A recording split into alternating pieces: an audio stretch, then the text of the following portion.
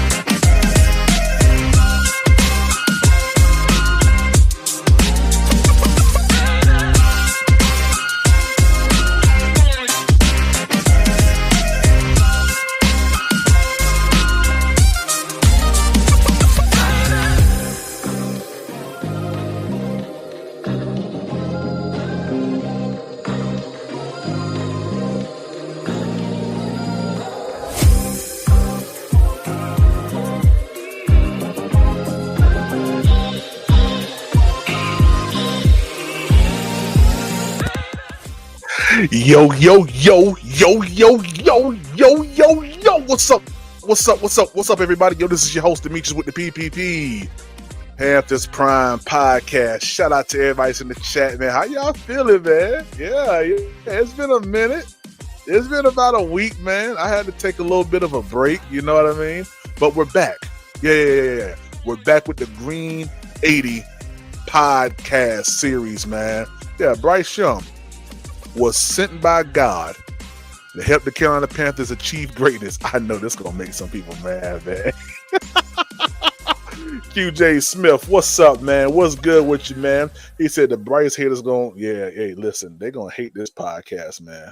Yeah, they're going to hate this one right here, man. QJ Smith, what's good, man?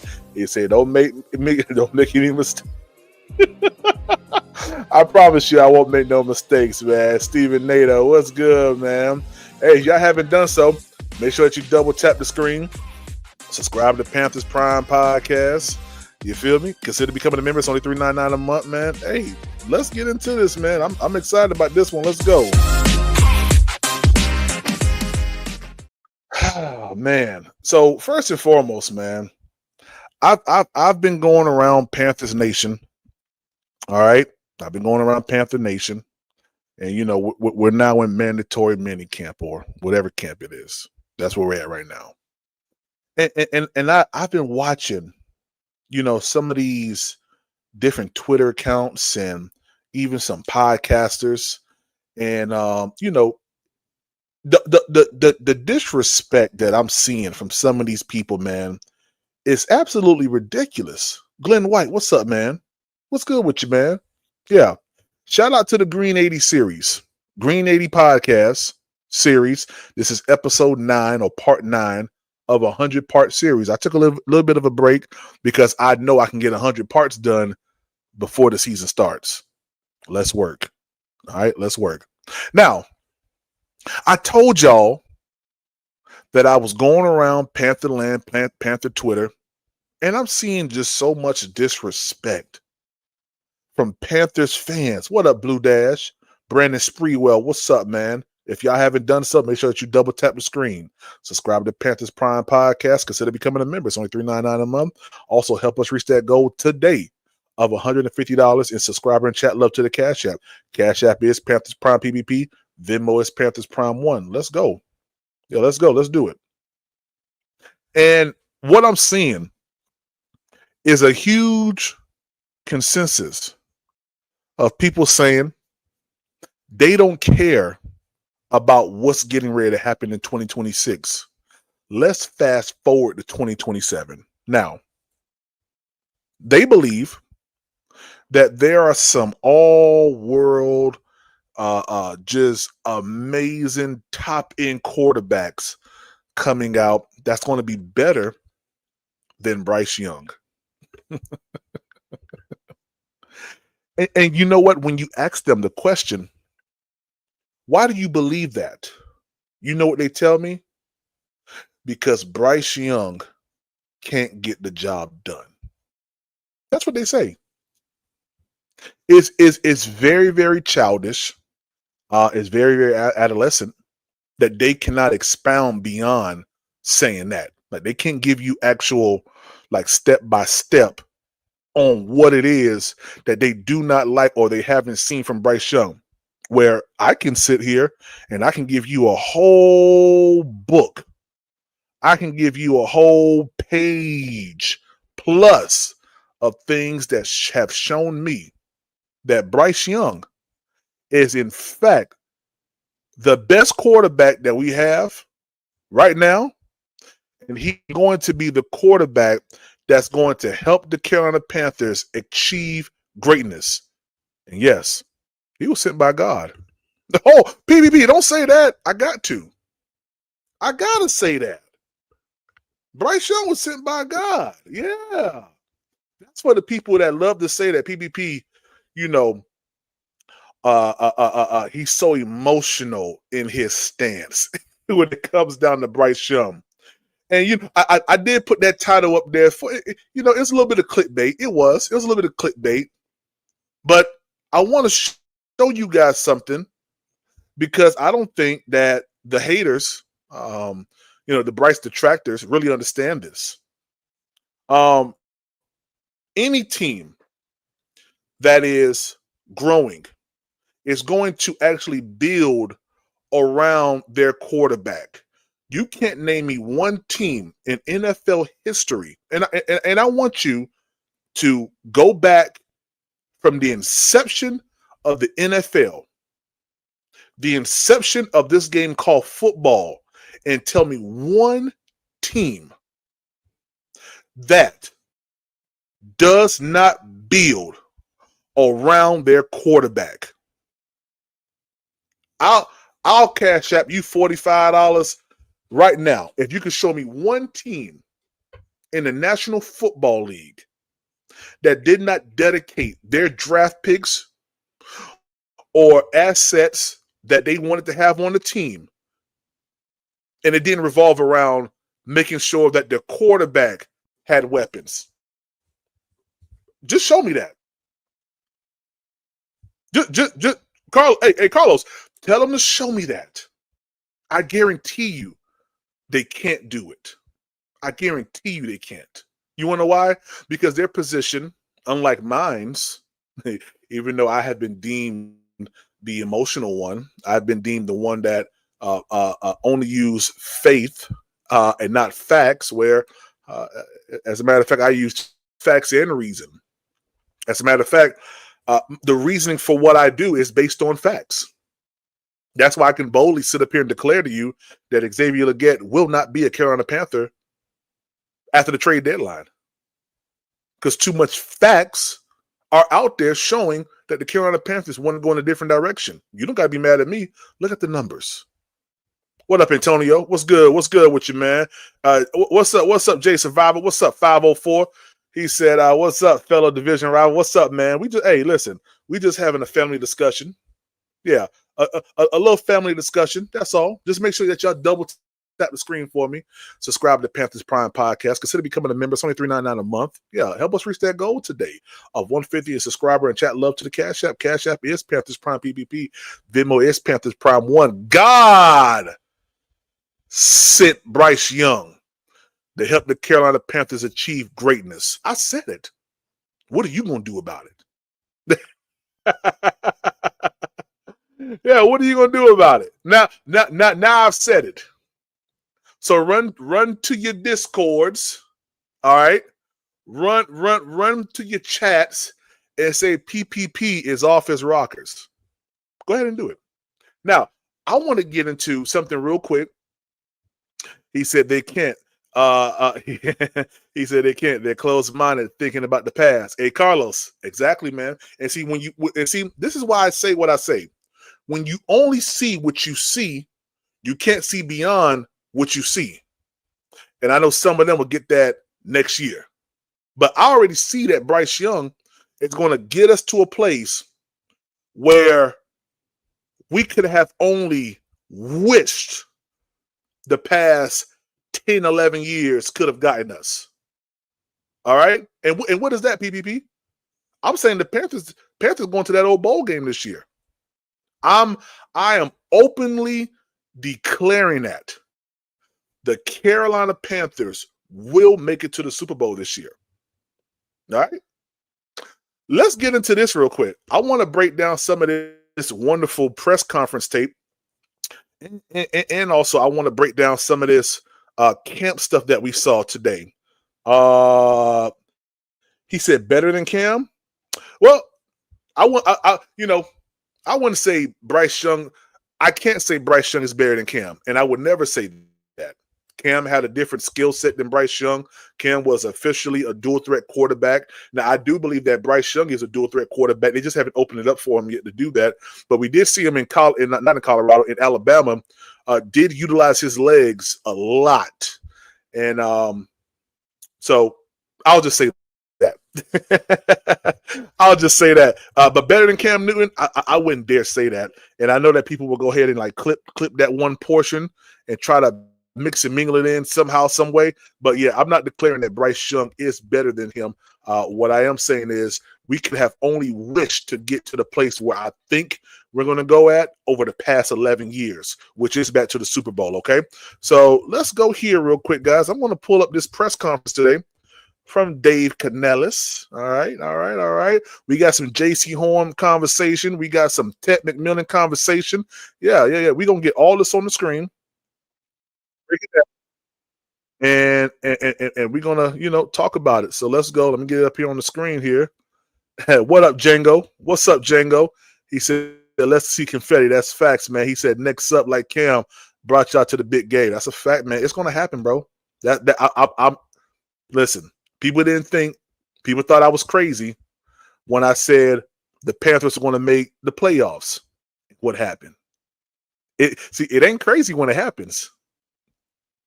I'm never wrong. I may just be a little early. Let's go. Great response by the players today. Challenging. We can go another level. We can go harder. Again, within the confines of what this time of the season is with our phase 3. But the finish and the effort, the speed was there. Ordered up another hot one for them, and the guys handled it really well, I thought.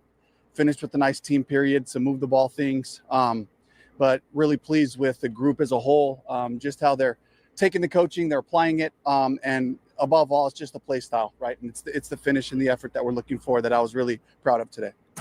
Today, X dropped the pass, and then 2 plays later, Bryce came back to him, and he made a pretty impressive grab for him in the ground. How have you seen the trust kind of grow between those two? Yeah, a lot of trust there. I'm excited for Xavier where he's at right now. Bryce really trusts him. Again, I think we talked about this yesterday, but just Xavier's ability to grasp the entirety of the concepts in the offense, in all the different situations, the nuances. The guys that are new to our program, they look to guys like Xavier, like Demo, even T-Mac, who played a lot last year, and Coker. So we have a group of guys that have built a chemistry that other guys can kind of look at and say, hey, this is how we want this to feel and look. So love that, they just continue to work on different routes, different concepts, and getting their timing. Now, I read about this right here. I read about this. There was a pass that Xavier Legette dropped. He dropped this pass, and then they went over to my guy, Chris Brazzell, caught it, all hands. And then Bryce Young went back to Xavier Legette, and he caught this, I guess, spectacular catch that was going to the ground. I don't know. I wasn't there. I wasn't there. People say it was spectacular. I can't confirm that. I can't deny it either. I'll let y'all be the judge of it. Let's see if it translates. Let's go. What up, D-Cash? Let's go. Yesterday, you kind of jokingly said you didn't really want to watch the video from Mullins, South Carolina, but what do you think it meant for Bryce to go down there to X's hometown and spend that kind of time with him? Hey, y'all see what they doing right now. I'm not gonna harp on it. I'm not gonna do that. I'm not gonna harp on it. But what I am seeing is that they are trying to paint a narrative as if there's like this huge bonding that's going on between Bryce Young and Xavier Legette. Let me tell you, if they're just now getting to bond with one another, that's a problem. I'm pretty sure that they've been had continuity with one another. Things just haven't come to, hasn't came together. And it's not necessarily Bryce Young's fault. I think Xavier Legette, when you look at him, he just hasn't been able to perform up to par. And it's not only me saying it, it's multiple outlets saying the same thing. So if he's saying that, well, they're not using me correctly in the right whatever, my question to Xavier Legette is, what is the right way to use you? All right. So I'm not trying to harp on it, but I think they're trying to make some type of fairy tale story out of him going down to Mullins and riding, the ATVs and all that stuff like that. Man, listen. Yeah, I'm not buying. I'm not buying the soup that they're selling. Let's go. It's great. I believe that's what great teams are made of, is being able to connect not just on the field, but also off the field, and understanding that we all got each other's back, and we're all pulling this together. And Bryce hosted an event earlier in the offseason and brought all the guys over to his house and had a good time. And Xavier, he comes from a different place, Mullins, South Carolina. I've driven through there a couple of times, and it looked like a lot of fun. What Dave Canales doing going through Mullins? Now, Dave, why are you lying to the people? You ain't never been through Mullins, South Carolina. There's nothing. What? Why is Dave lying? It ain't nothing. Listen, unless Dave going to Myrtle Beach and he done went off the beaten path, there's no reason for him to be going through Mullins, South Carolina. I'm gonna tell you that right now. Dave just lied to all of us. Let's go. Dave lied. The guys were out there, getting dirty and a lot of smiles. So from what I saw, but those are the types of things that we need. You got to have high ground for hard days. Yeah. Dave lying to us. Dave talking about he done went to Mullins, South Carolina. Dave, stop lying. He didn't even look at the camera when he said that. Stop lying, man. And when you talk about these guys putting in that time together, it matters. As you get deeper and deeper into the season, the relationship matters. Dave, Corey Gordon had a pick today, but it looked like just in general he was having a really strong day. What are you seeing from him in his second OTAs? All the work that he's put in his first year is paying off for him. His being conscientious of the schemes, how to play different techniques. He's had exposure outside, at the nickel, at the safety spot. A lot of trust with Corey, especially coming off the injury. He attacked the rehab, came back out here and has looked great, more and more comfortable. And I love seeing him make plays because he works so hard at it. He's the first guy on the field, and he's out here working on his craft, going through his stance, his footwork, and all those things. So when guys work like that, I expect good things to come. And so I'm just really glad that he's continuing to grow and progress. There were a couple of guys who didn't practice. Was it that day for T-Mac and JC and Timo? Yeah, just a part of the plan was just to get them 2 out of 3 really good days, keep their high speed up when they're out there, and just be smart about that. And so that was kind of the plan all along. We expect for them to be back out there tomorrow. From your perspective, what are some of the bigger challenges for a center adjusting to a new quarterback, and how have you and Bryce been able to do that? Well, it's the cadence first, getting used to the rhythm of how Bryce calls his cadences, when he checks protections, when he alerts, different things like that. As you can imagine, the center doesn't know what's going on behind him most of the time.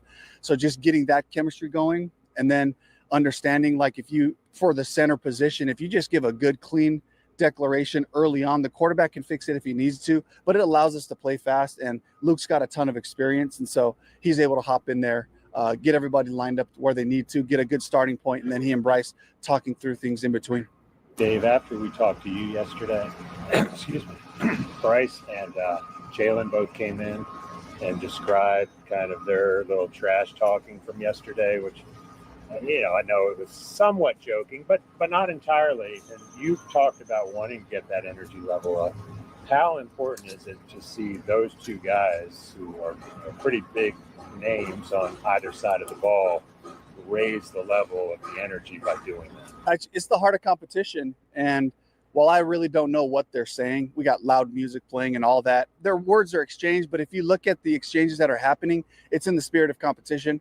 And none of it's personal, none of it's degrading each other. But it's just kind of like, they're going back and forth, and I can see the confidence of both groups really growing and the connection that they have.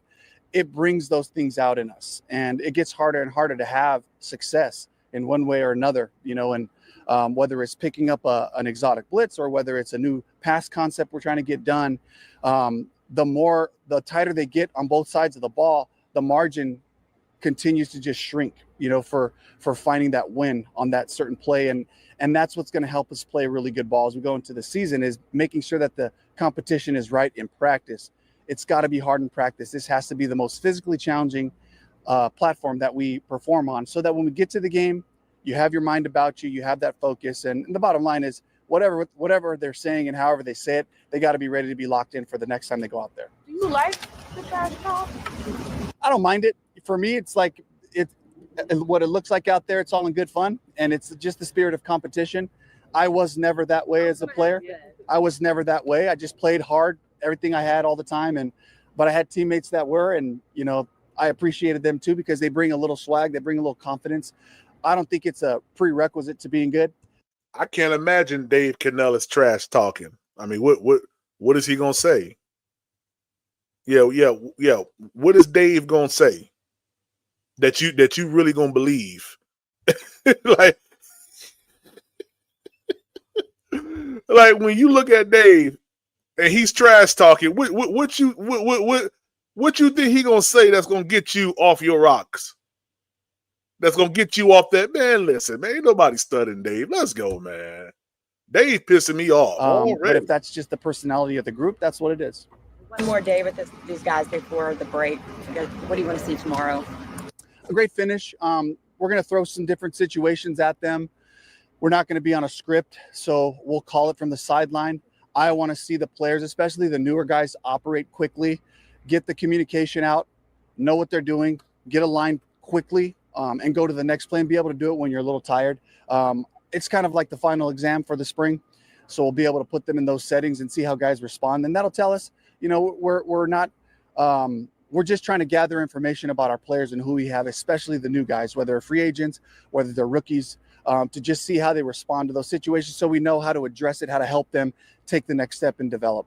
Like it's like a true scrimmage. Not really. It'll be more controlled, but it'll be as close to a move the ball as you can. But it's kind of on my judgment, and I'll be able to, put the D&Ds in different 2nd and 1s, 2nd and 12s. They all happen in games in different ways. So just making sure that our guys are ready to respond. The play callers are ready to respond to those calls. Dave, Stone was the first and second team right tackle with Taylor out.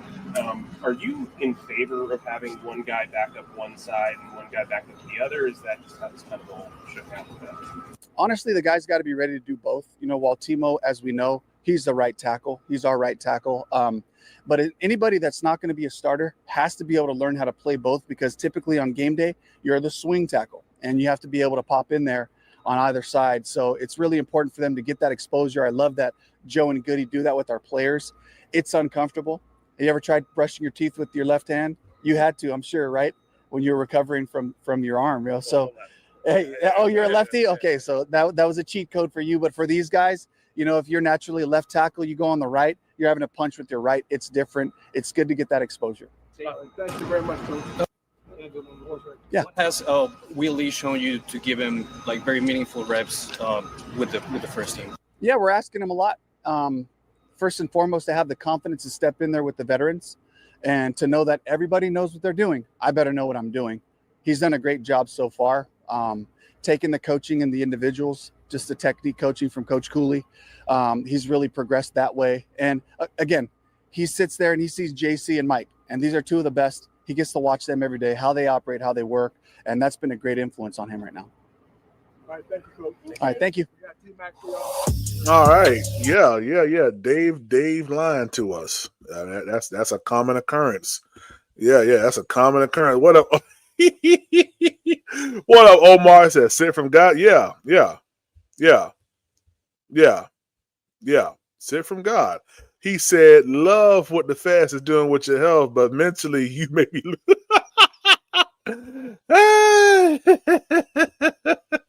Shout out to Omar, man. Hey, let's go. Yeah, Bryce was sent from God to help the Carolina Panthers achieve greatness. Let's go. Yeah, if you don't believe me, just keep watching. Let's go to T-Mac real quick. Let's go to T-Mac. You played the lightest that you played last year. You put on some weight, obviously, we see the muscle. How much weight have you put on, and how comfortable are you feeling in your skin right now?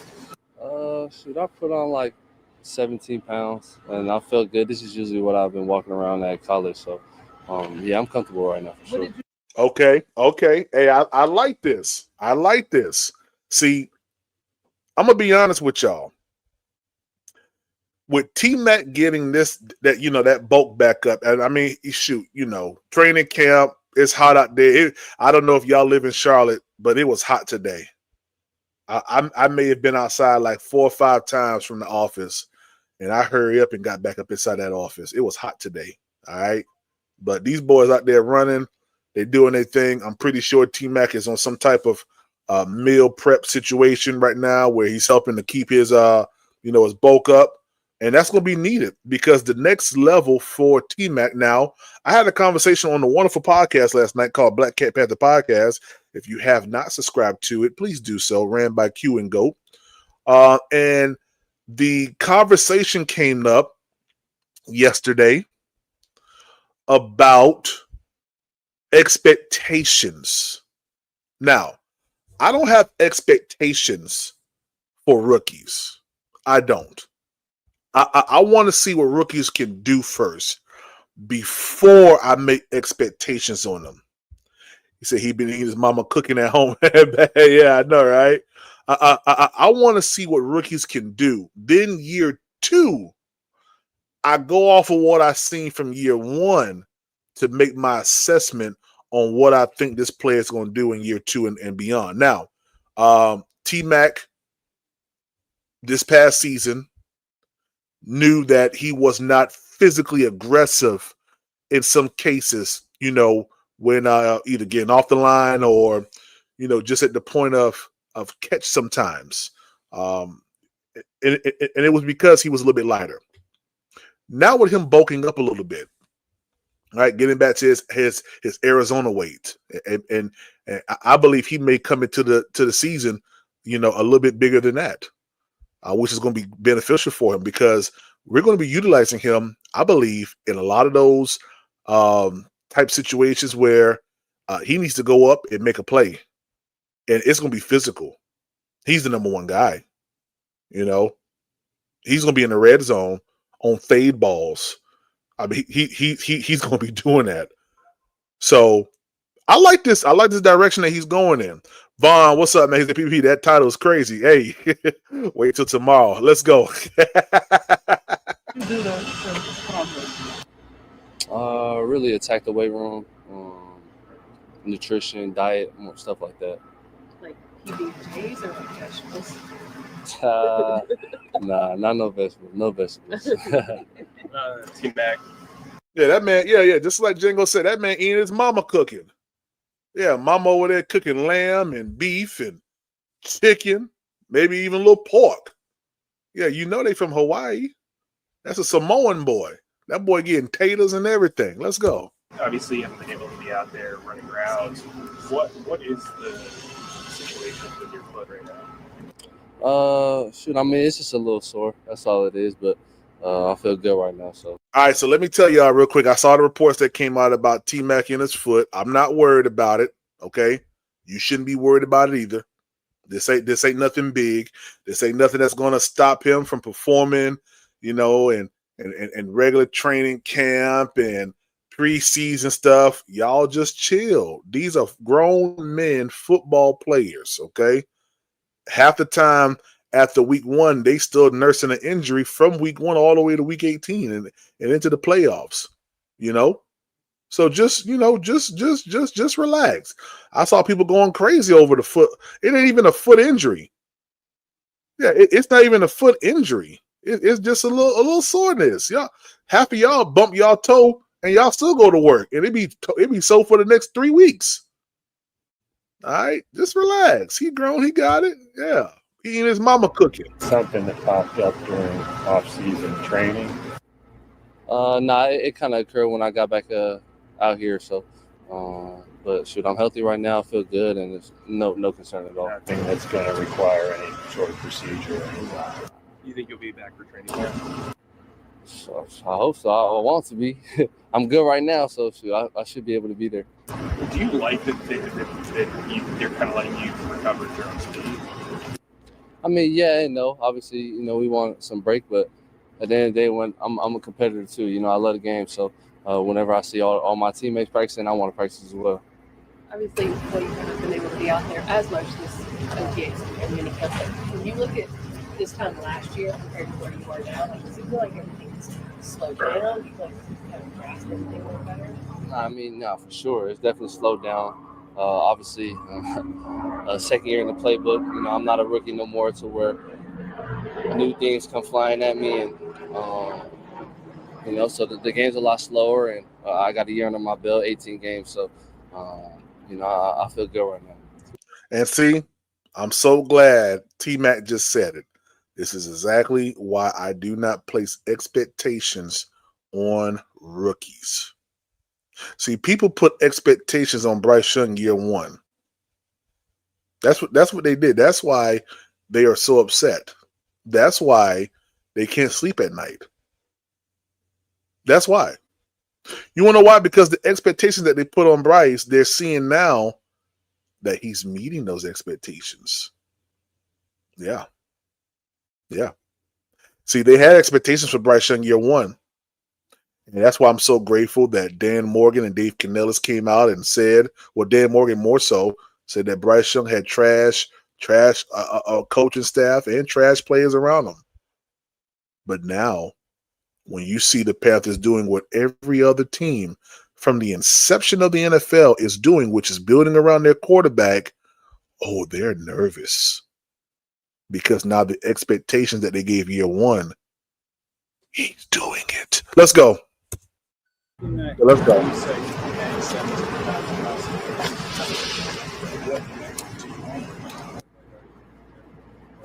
220. Yeah. And that's what you played in college. Yeah. Just keep the same speed, just stronger. Yeah, bigger, stronger, faster. Was some of that just from the grind of an 18-week NFL season that you lost that weight in season? I mean, possibly, but I don't know what it is. Maybe it's just the Carolina air. It was a little different when I first got here, but I couldn't tell you what it is. We call that humidity. No, I feel it today. It's definitely burning today, but. T-Mac, is there, since you've obviously been watching a lot of drills, is there a young guy or a guy who wasn't here last year that surprised you or stood out to you during these drills? I mean, not for real. I mean, I know what everybody's capable of, and nobody surprises me because just, I see it day in and day out, and there's some dudes that, people like Mechie that we've seen, obviously at the college level and at the pro level. So, yeah, I mean, everybody's talented, everybody's good. Were you able to go to Mullins with the group that went to X's hometown? Nah, I wasn't able to go on the trail ride, man. Man, I wish I did. I did, Loki. I was like, damn, kind of salty watching the videos. Backing off of that, there seems to be, like, you guys have gotten together a couple of times during the off season. Can you talk about the relationship in that wide receiver room, and then also with Bryce and how that has evolved this off season? Yeah, I mean, for sure. At the end of the day, it's our job to make sure that not only Bryce, but everybody in the receiver room, all the coaching staff just feels confident in us. And no better way than to build that brotherhood, to build that camaraderie. And as you can see, like XL took everybody on the trail ride, and stuff like that is dope. And I'm sad that I missed it, but I'm happy for them that they were able to experience that. I mean, I went out. No, I don't know how to ride a horse, but XL definitely took me to go ride. Dime Piece, maybe, yeah. You were a part of the group in Cali, though. Give us a glimpse of, you all might not have ridden horses, but did you have a day where y'all kind of cut loose out there too? And just... No, for sure. We went to go watch NBA game. So, little stuff like that where, we just build that camaraderie, like I said. And, that's only going to, that chemistry off the field is only going to make it night and day when it comes to on the field. So, looking forward to the season. Which game? Lakers or Clippers? Lakers. There was a moment during OTA where Bryce, it rained, and Bryce was like, all right, we gotta get it going. And it shocked people that Bryce was vocal in that manner. But I'm assuming it doesn't shock you. Have you seen Bryce grow as a leader since you've been here in one season? No, I mean, yeah, for sure. I mean, and that also comes with, the position that he's in, being the quarterback, being the star player on the team. You got to be that leader, that person that, brings the team together. And, obviously, he hardly ever cusses. So that was one of the first videos I think I've seen on camera of him cussing. So, but, it's good energy. The people love it. The receivers love it. I know everybody on offense loves it, just when he's just so demanding. That's what you want as your quarterback. Have you gone back and watched last season, like whether all the game tape or your cut-ups? Have you gone back and watched it? Not at all. Do you not want to? Or just haven't had a chance? I feel like they play enough last year's clips in the meeting room, so. You were hard on yourself your rookie year when you would talk to us. But, I mean, offensive rookie of the year, I know you would tell me you still have room for improvement, but were you satisfied for the most part with how that played out last year for you? I mean, it was cool. It was cool. I mean, but there's more ahead of us. It probably would have been a little bit better if we won that playoff game. Little things like that. So, but it is what it is. Thanks, Tina. All right, last video. When did this Panthers huddle come out? I don't even know. Yeah, I'm gonna have to look at that real quick. Let's do this last video with Jason Kinetic Horn. has 100% fiber. Yeah, So why haven't you switched Kinetic from is old not in my Kinetic? area. Switch? So I don't even care. Yeah, let's go. Let's go. Good to see y'all. I was just gonna say, while T-Mac is still on the brain, has him putting on weight made him a little harder to go against now? He ain't been out there for practice. They've been monitoring him, but yeah, I'm sure he's gonna be a little stronger, a little faster. He look good at his weight. You may have heard what he just said about, offensive rookie of the year, and he said, look, it was cool, but there's still more out there for us as a team. What does it mean to you when you hear a guy like that say that? This is the type of guy he is. He's never satisfied. That's just our goal as a team. We made it to the playoffs last year. Now it's time to go win in the playoffs and take the next step. That's what you want to do every year. So, yeah, he hit it on the head with that. Are you the type of guy that when he gets like an honor, like a Saquon Mitchell will say, I don't feel like an all-pro anymore, it's a new season, going back to that Pro Bowl, do you kind of feel like just have a blank slate starting in this, and you're not actually on Pro Bowl, or how do you view like accolades after? Yeah, I mean, you got to reset every year in this league. You see it so much, especially at the cornerback position. Guys be considered one of the best in the league and fall off a cliff. So you just got to reset and refocus every year. Each year present new challenges. There's new faces in the league coming in every year that you ain't win against. So you got to attack your work humbly and just try to get better every day. Speaking of that, what does the off season look like for you? Are you working on anything specific? Just my body. You know, that's been the main thing I've focused on since, you know, dealing with all those injuries early in my career.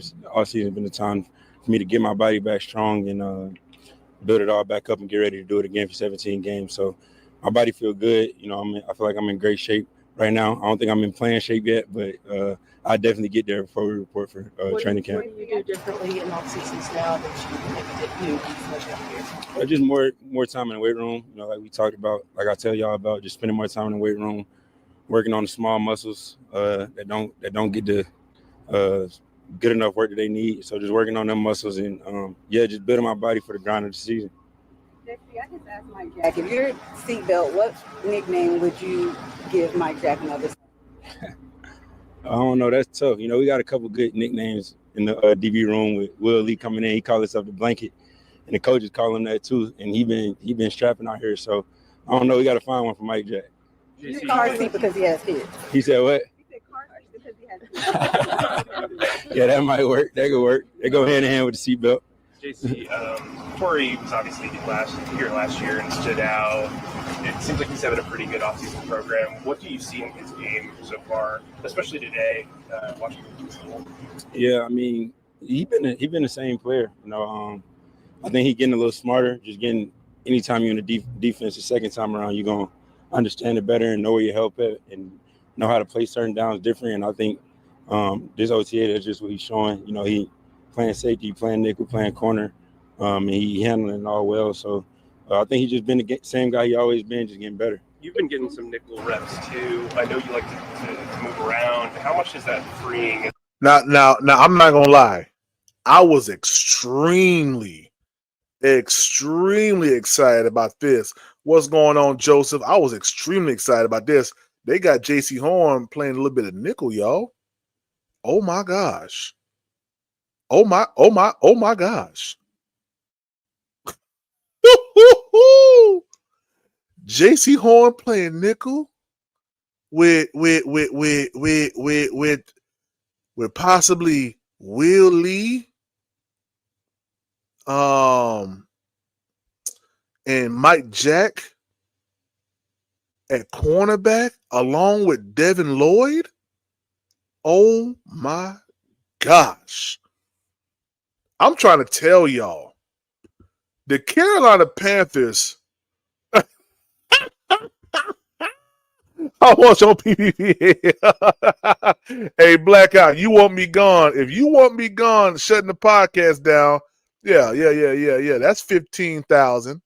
15,000. I'll stop podcasting. Yeah, 15,000. But man, J.C. Horn playing the nickel. Oh my gosh. Let's listen in, y'all. Let's listen in. Getting some nickel reps too. I know you like to move around. How much is that freeing as a defensive back, being able to move wherever you need to? Yeah, it's fun. It's fun. You know, I played a nickel a little bit in 2022, but it's a lot different in this defense because you're doing way more. You got to think way more. And I'm trying to get a hang of it. I've been out there. It's been kind of fast for me, but you know, it's been slowing down each day. So it's fun, and I can't wait to get back in camp and, you know, put the pads on and really get a chance to, you know, fly around in there. JC, as a leader on this team, what are these? Oh my! I don't think y'all understand just how wild that's going to be.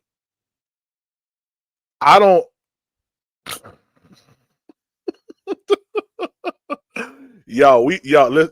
Let me tell you, man. The Carolina Panthers may have a top 3 defense this upcoming season. We might be top 3. I'm gonna be totally honest with you. We might be top 3, yo. I don't think no one. I don't think no one's gonna be able to handle what the Carolina Panthers are getting ready to do, man, on defense. This is about to be absolutely beautiful, y'all. 3 days need to feel like, need to look like to feel good about going into training camp next month? Yeah, I mean, I think we really been. Nah. They had Smith Wade out there playing on safety a little bit, man. Yeah, I mean, he played a little bit of safety last year too. He said, makes great sense. We struggled. He said, PP, God ain't in football. Stop playing. Oh, yes, he is, Unc. Yeah, he in everything. Yeah, he in everything. Shout out to Unc. What up, baby? What up, baby? He in everything. He in football and everything. God sent Bryce Young to the Carolina Panthers to help the Carolina Panthers achieve greatness. God sent Bryce. Yeah. God sent Bryce, Unc. Shout out Unc, man, one of the best podcasts out there covering the Carolina Panthers. Don't y'all be out there listening to these podcasters that cover 45 different sports. They be covering soccer and baseball and all 32 teams. They don't know what's going on. Yeah, you follow us. Follow Panthers Prime Podcast. Follow Unc 2020. Heck, follow One Carolina. Follow Black Cat Panther Podcast. Follow Dunk. Unnecessary Bluntness. Follow Pat Coltrane. Follow Armchair GM, CJ. Yeah. Follow 704 Charlotte Bound Show. Follow them. We know what's going on with our team. All these other people, they just be talking. We know. Let's go. Been getting at it the whole OTA. So, I mean, these 3 days really just another 3 days, even though it's labeled mini camp. But each practice been how you seeing it today. We do 3-4 periods, 7-on-7. So I think it's just keeping that energy like it was today. We had a good day yesterday, so just finishing off strong tomorrow, and then we come back on the right note for camp. You've been in Evero scheme for a couple of seasons now. What do you feel like is the biggest misconception about it? Let them know, Charlie. Shout out Charlie. Yeah. Shout out Charlie. Carlos. Let's say our defense will be called. Hey, let me tell you. The Carolina Panthers defense is going to be top 3 defense this season, y'all. I'm telling you that. Hey, listen, you can stamp that. That's my bold prediction. We will have a top 3 defense in the NFL this season, man. I see it. I see it, y'all. I don't know what y'all seeing, but I'm seeing a defense that's going to be stingy. A defense that ain't going to allow you to get across midfield. I'm trying to tell you. I'm seeing it. Let's go. A lot of people complain about like the aggressiveness of the defense. I guess want to see guys up more, but we probably gonna do more of that because you need people on each level to be able to do that too. But I think he don't get enough credit for his game plan and how that two-high shell take a lot of quarterbacks out of their game and limit this amount of explosive plays we have to defend and hard downs we have. So right now, J.C. Horn is talking about just how much of an influence and how great or good Evero has been as far as a defensive coordinator. He's saying that two-high shell coverage is really stunting a lot of quarterbacks from being able to perform. And you know what? I can't disagree with him. When you look at Matthew Stafford, when you look at quarterbacks like what's his name, Sam Darnold, just how they struggled against that two-high shell and having to play everything underneath. Listen, if you have, and that's what I'm saying. I'm probably going to start leaning more towards this defense in some of these shows now, because if they're going to move J.C. Horn down to playing in the nickel, and you got Mike Jack and Will Lee playing cornerback, maybe Ransom, Damani, or not Damani, Nick Scott over the top, mixed in with a little bit of Morig or whatever. Listen, where are you going to? All of them are ball hawking players, ball hawking DBs. Devin Lloyd in the middle as the green dot. He's looking to run something back. Are you crazy? I'm telling you right now, we are setting ourselves up to be y'all. I can't express just how excited I am to see this defense this season. You got Derek Brown, Lee Hunter, Bobby Brown. All right. I mean, Cam Jackson, Mr. Laydown himself, LeBron Ray, Pat Jones, Jalen Phillips, Princely, Orton. Are you crazy? Devin Lloyd playing middle linebacker. You got Maury in there. Heck, what happens if you bring down old boy like you did last year? You bring down Ransom, and he picking everything. Yo, I'm telling y'all, man.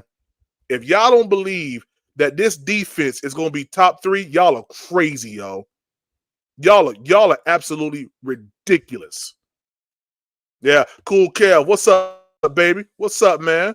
He said, don't let Ransom. Hey, D-Cash, don't let Ransom drop downhill, bro. Don't let him do it, bro. It's over.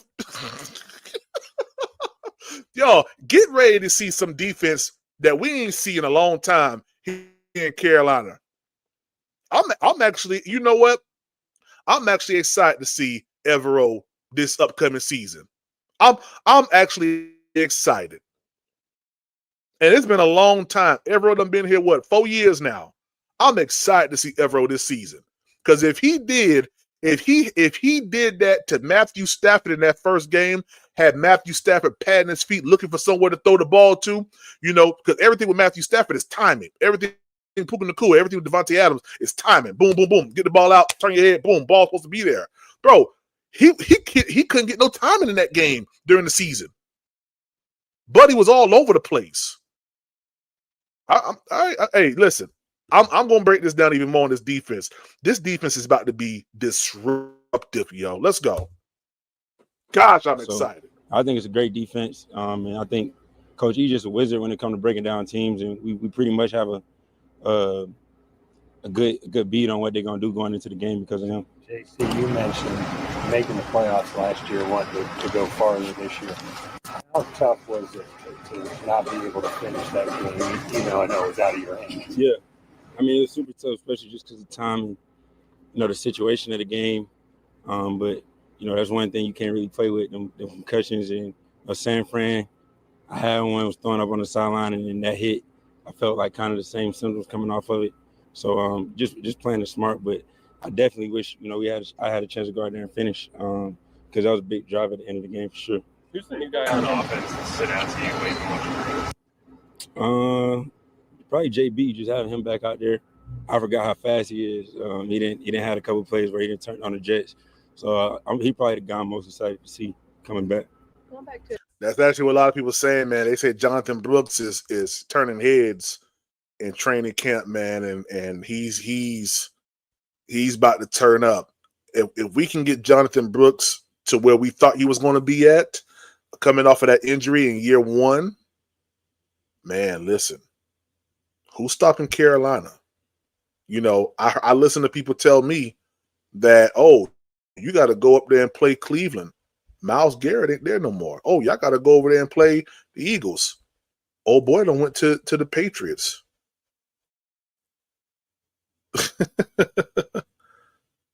You still have us winning one game this season, sir? Sir? And you know who you are, sir? One game this season? Yeah, you ought to be ashamed of yourself. Let's go. Joe's question, not just kind of looking at the end of the season. Did you have to give yourself a couple of days to, I guess, breathe would be the best word, or do you immediately bury it and move on? No, it's just like any other loss. It's hard to, especially in the playoffs, the stakes a little higher. And when you're going against a good team like that and you're right on the cusp of winning, it's tough when you lose. But yeah, just take a couple of days and reset, and then you gotta move on just like any other game. Okay, so you talked about Will briefly earlier. What have you noticed the most about his game coming in as a rookie? Who? Oh, just the confidence he played with, the swag he played with. He had me fooled for a little bit. He real quiet around here, and they told me the story about him sending a blanket So I'm like, okay. So he playing it quiet right now, but he really turned up. So just fun seeing him make plays, come out of his shell a little bit on the field, and I'm excited to go to war with him. Did you really do that? Because there are people who said he didn't do that. Oh, I don't know. I just heard it when he got here. I heard people telling me, and I'm like, Have you ever he sent a a seatbelt to anybody? Nah, I ain't never did nothing like that. Maybe you should. Yeah, definitely. That made me change my whole mindset about him when I heard that story. So yeah, he definitely a baller though. Are you okay with a rookie having a nickname? Yeah, I'm not one of them vets that's like big on the rookie duties and stuff like that because I hated him as a rookie. So I always said when I got older, I wouldn't give him a hard time. They definitely got to do the rookie dinner. That's a given. They got to do that. We got a few rookies from last year who still trying to buck the dinner. So we'll get it worked out though. Thanks, Tracy. I appreciate you. All right. Links in the chat, y'all. Links in the chat. Bryce Young is God sent to help the Carolina Panthers. And while y'all coming in, I want to play some Bryce Young from yesterday. Yeah, I'm not done with cause CSR solution. Yeah, I'm not done with y'all. Yeah, let's get some Bryce Young on here. Yeah, let's get some BY9 because he's sent by God. He's sent by God. The Carolina Panthers. Have y'all been here before in this Let's building? go. No? Okay, just making sure we on it. Nah, I was surprised. Voting for elections? Yeah. Yeah, I can see that. Saw you on the trail ride. Well, tell us about that. How'd you end up? Were you in Mullins? Tell us about the whole experience. My ex just invited me. So just wanted to tap in, see, he had talked about it. So just wanted to try it out. And that was a new experience for me for sure. And it was really fun. Like I actually had a really good time. Everyone up there was super cool. Me and all the people, they have a really cool community up there. It was cool being a part of it. So they just invited me and I had a great time. Pretty big four-wheeler that you were on. Is that your first time driving? Yeah, that was my first time driving. That was X's too. So appreciate him letting me use it. But it was a lot of fun. Did you get on a horse? Huh? I did not get on a horse. I still have some ways to go before that. What is about X being in his environment? I think it's always cool just to see where people come from, like just to see, was able to be around his family, people that grew up with him. It was really cool community. It was cool seeing how revered he is, how much he has affected. Even this isn't like people telling me while X is there to while X is away, people coming up to me like, it's been so different about the city's been different. It's come back and done all these things for the city. We all kind of have hope because of the stuff he's done. He's kind of helped put, bring the city into more of a bigger spotlight, seeing everyone kind of, seeing him kind of orchestrate a day like that for the community. It's really cool. It doesn't surprise me at all. Really good dude. He's always talking about his hometown, always talking about his community. So it wasn't surprising at all just to see all the love that was out there. Bryce, from the outside looking in, what does Dave? Hey, you know what? Let me say this real quick. I want to say this real quick regarding what he just said about Xavier Legette. Now, I want to let y'all know everything that I've said about Xavier Legette. It does not come from a place of hatred. All right, I don't hate nobody. Well, maybe C.J. Henderson, but y'all know why. I don't hate Excel. Okay, I do not hate Xavier Legette. I'm just looking at it from a standpoint of productivity. And the one thing that I love, you don't like that, man. The one thing that I know is that Xavier Legette is well loved in his hometown. One thing I do know is his family do appreciate him. He's a good, the dude's a nice guy. I'm not gonna lie to you. He's a good guy. He is. Met his cousin up here in Charlotte. Nice people. They are. Everything that I'm saying is based on production. All right. I don't take it beyond football. I'll never talk about no one's mother, nobody's father. I'll never do none of that stuff. All I'm talking about is the actual play on the field. Shut up, Riz B. Will Robinson, what's up, baby? Hey, I just wanted to just let you know, man. You heard what Danny C said about XL and Bryce Young having that trust in each other, right? I just wanted to point that out. Yeah. You know what? I heard that. I heard that. And Will, you know what? If I'll say this right now. If Xavier Legette is not traded by the trade deadline, and he's performing well, Will, I will gladly pay you that $400 with a smile on my face. Because you want to know why? Hey, you gonna pay me that? No, you don't. It ain't got nothing to do with how he performing. If he's not traded by week 6, no, you pay me my $600. What? You said 600. You caught on to that, huh? Yeah.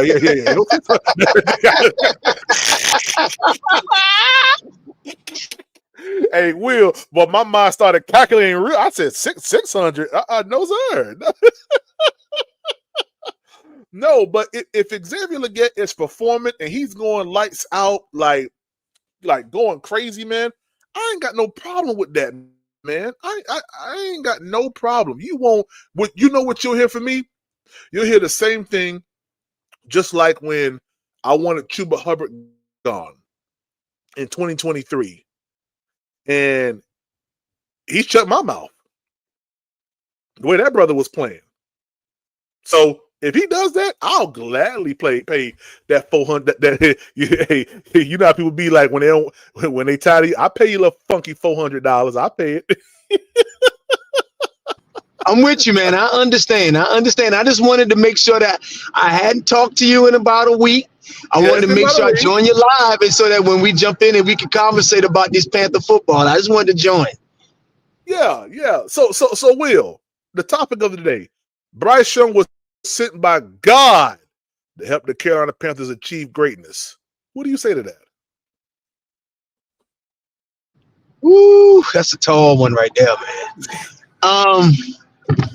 I would say that Bryce Young is in the right place at the right time.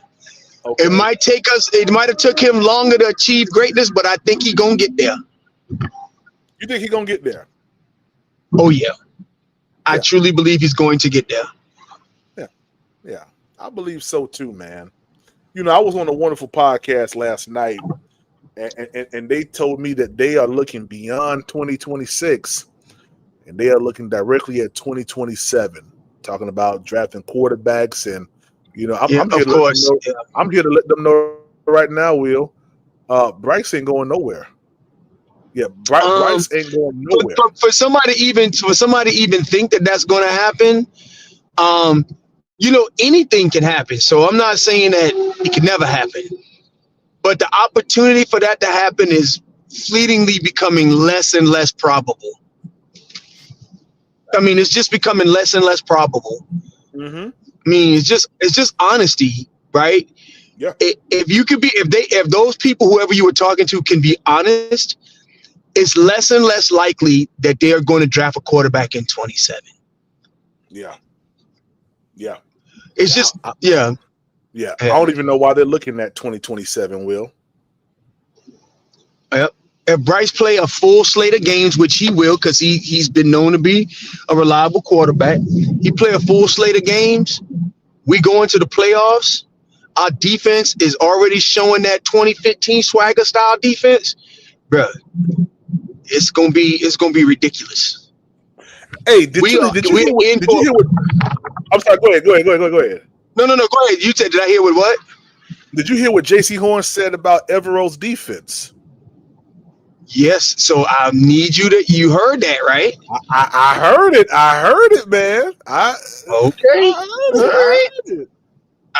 just saying, because a lot of y'all been throwing a lot of smoke at Evero. Yeah. Hey, it will. When I heard that they was utilizing J.C. Horn in the nickel, you should have saw my eyes light up. I said, really?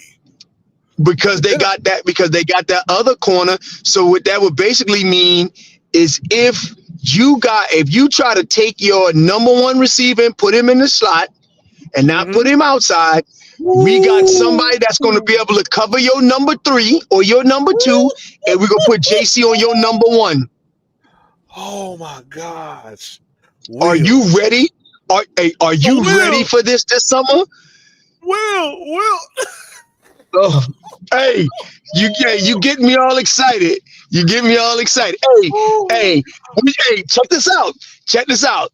When they say, "Hey, Panther Nation, it's third down," two things is going to happen. JC Horn can follow the number 1 receiver, which is a plus. Yeah. We got Nick Scorton, and we got Jalen Phillips on the outside. You drop back if you want to. You may not get a chance to throw the ball. And if you do throw the ball, throw it at Mike Jacks. He might take it back to the house. JC Horn got seatbelts on your number 1 guy in the slot. Yeah. And not to mention, and we roll it. Not to mention Devin Lloyd in the middle of the field. Exactly. Brother. Do you understand how exciting this is going to be? Are you feeling this? I am having heart palpitations. You understand? I'm seeing it. I'm seeing it, man. This is going to be a top 3 defense, bro. It has the potential to be, absolutely. And here's what I don't want people to say. Oh, well, Bryce Young didn't do anything. The defense won the games. They never say that about Denver. Yep. They didn't say that about Seattle. They didn't say that about Philly. I don't want to hear that. Yeah. I don't want to hear it. Yeah. I don't want to hear it. And our offensive line is not a weakness. Think about it. When we got Big 50 and Damian Lewis, and we can run that ball up the middle with them boys. Up the middle, bro. Up the middle, bro. It's and they talked about JC Horn talked about Jonathan Brooks looking good out there, man. I'm trying to tell you, bro. I'm trying to tell you, man, bro. Chuba Hubbard, Jonathan Brooks, and what you call it? What's his name again? What's the other running back name? AJ Dillon? No, AJ Dillon. AJ Dillon. Bro. Hey, it's 3rd and 1. Call in the beast. Right. Call him in. Bring him on in. Call in Thunder Thighs. Let him get 1 yard. Sit him back on the bench. Drink water, baby. We'll need you later. Yeah. I'm trying to tell you. Well, man. This is going to be incredible. Yeah, bro. And like everybody was saying, oh, y'all got to play Myles Garrett and the Cleveland Browns and all that stuff. That's an automatic loss. Y'all can't handle Myles Garrett. He gone now. Can we handle? Well, Jared even if all we had to do as a strategy, Myles Garrett can't be he don't play every position on the off defensive line. Exactly. I mean, once you start being able to get, how do you slow down a pass rush? With a consistent run. Yeah. Yep. Just like we did against the Packers.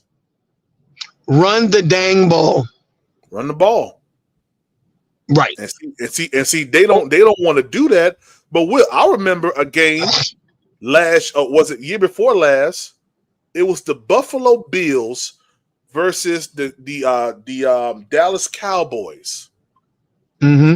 And the Buffalo Bills with Josh Allen ran the ball against the Dallas Cowboys. Cowboys couldn't do nothing, bro. They couldn't do nothing. They couldn't stop the run. So why, if they had Josh Allen, who has a cannon for an arm, but it's all about what you feel is going to be able to work. Right. And I'm gonna be Joe Brady called a heck of a game just running that ball. Yeah, man. So interestingly enough, just the simple fact that we talk through these things, last year was an up and down emotional year for us. We had highs and lows. I think we're going to have more highs than we had lows last year. Oh, yeah. We're going to have more highs than lows. Definitely. We could go to the bye week 4-0. We can, Will.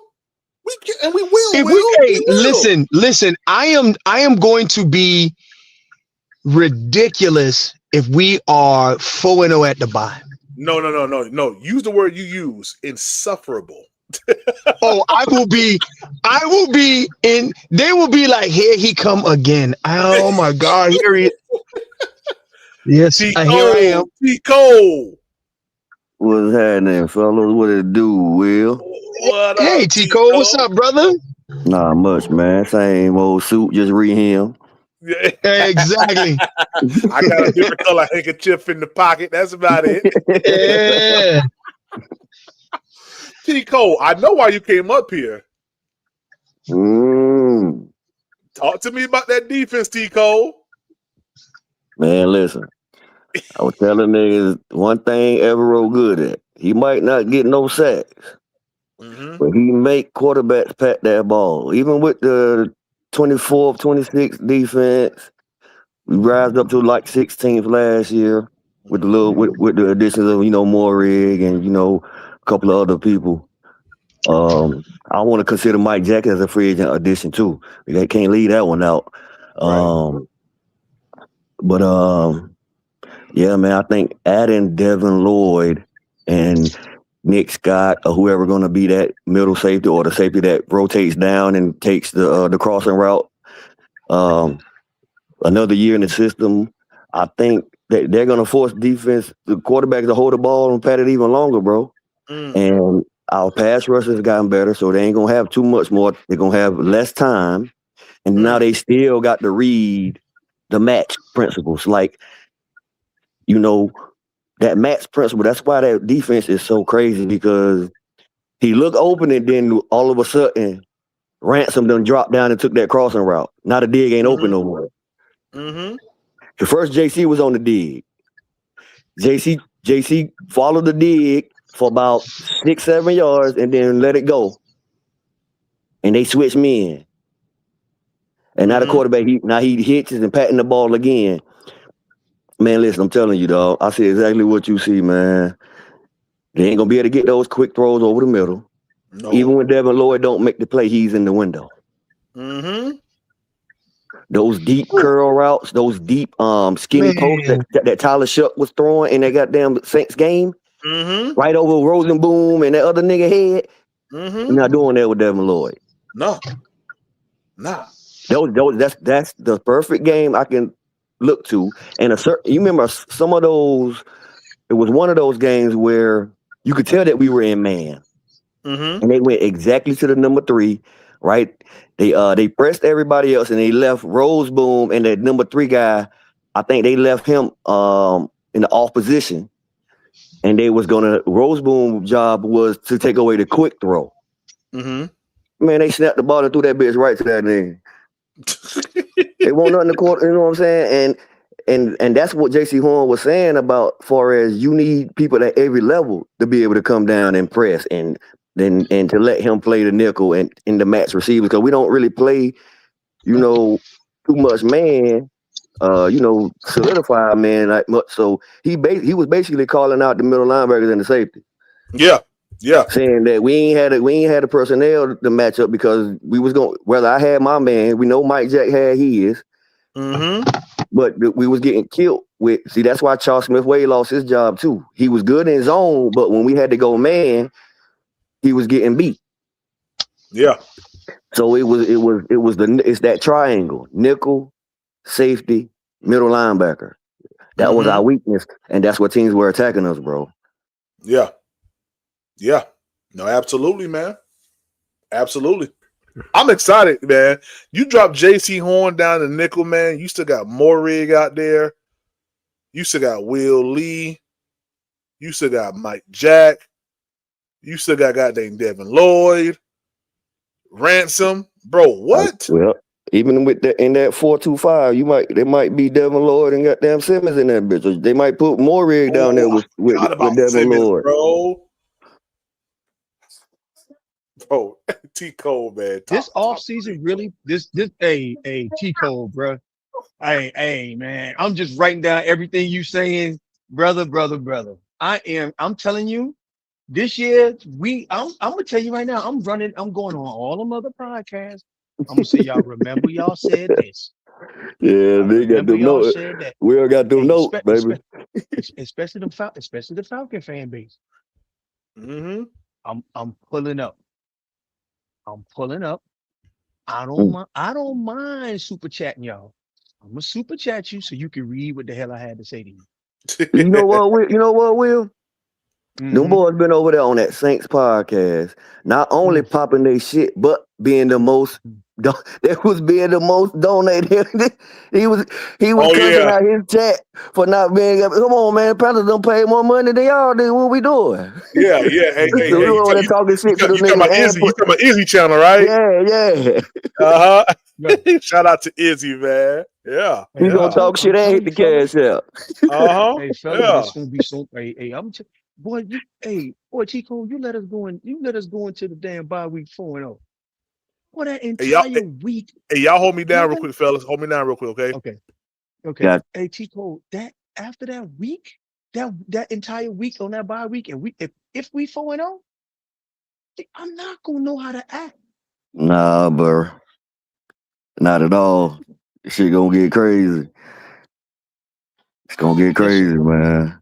And you know, I like the way you broke down like how to take away the dig and the seam and the win. Oh my gosh. This is gonna ain't be no so more much of them fun. easy outs. Ain't no more easy outs. No more of them. No more of them. No, you have to earn it, baby. You have to earn it. And you know full well, old boy, I know they always say, like, oh, when somebody get the bag, they kind of slow down on their productivity. I don't really get that from Jalen Phillips. It's kind of like he's kind of saying, they expect me to have this level of productivity and I need to be able to do it.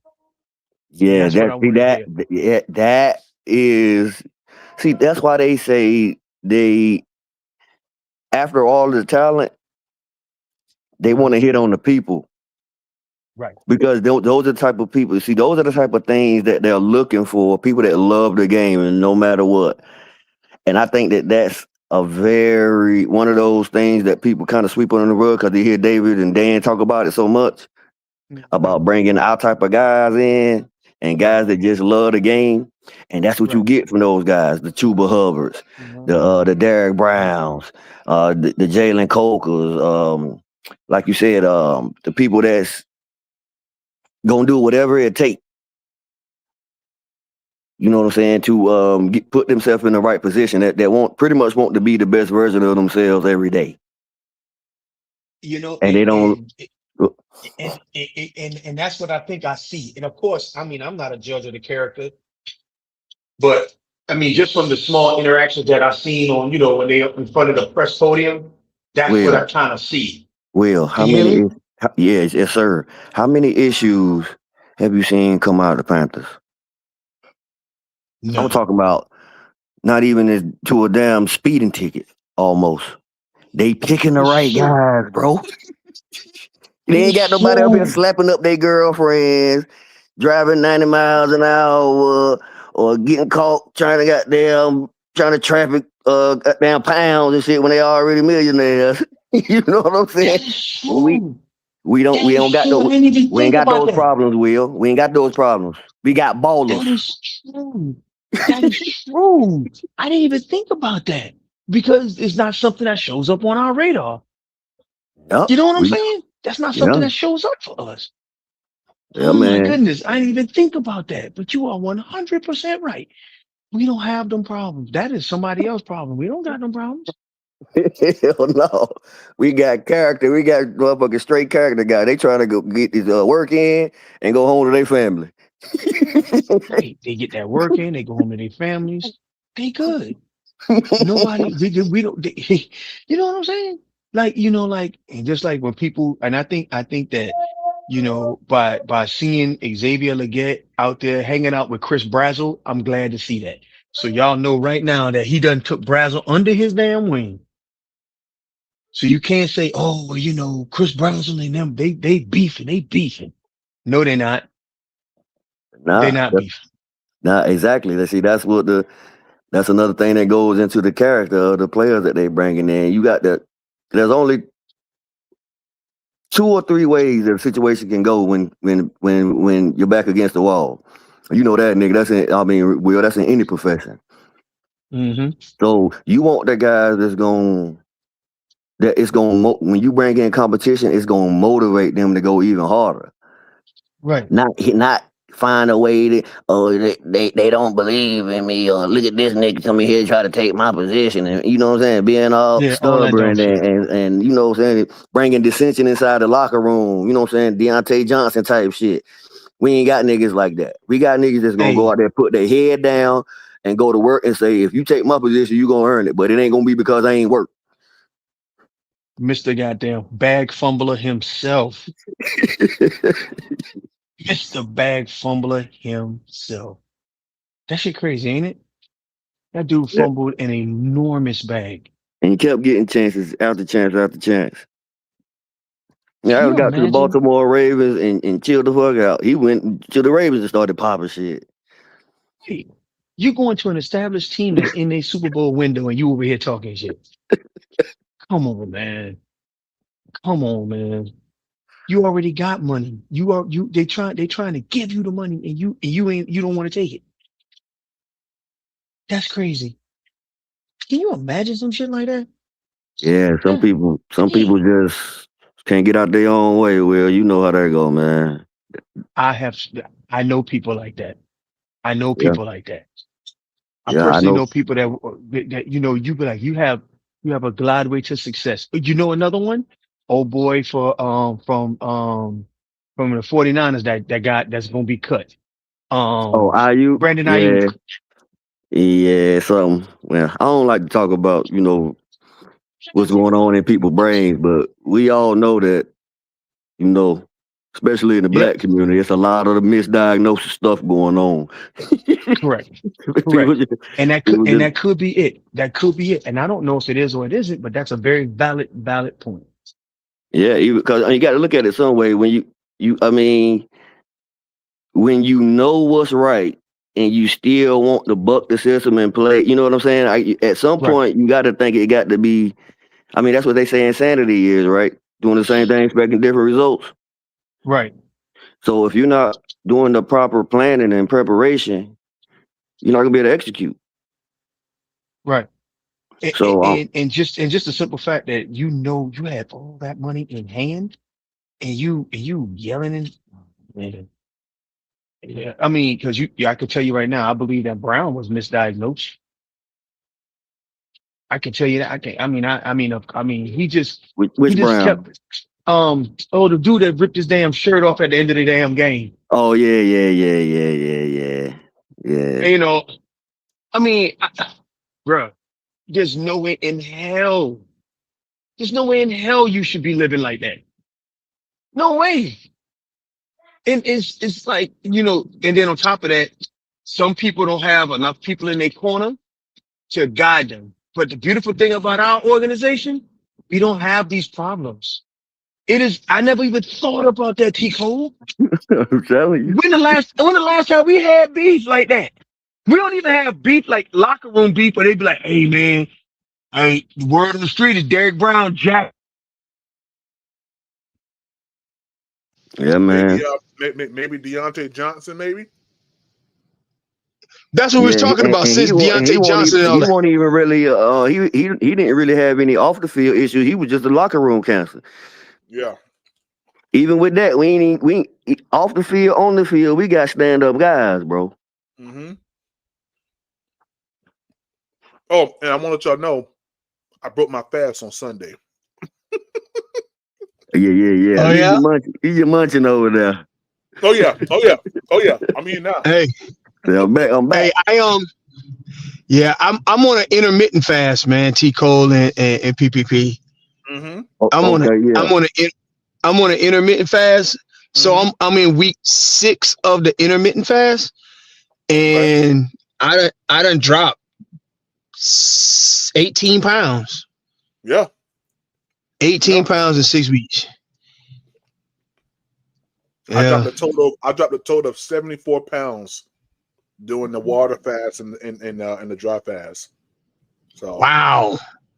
Now Yes, I don't have the discipline to do the water fast, but I could do 72 hours is the max I can do a water fast.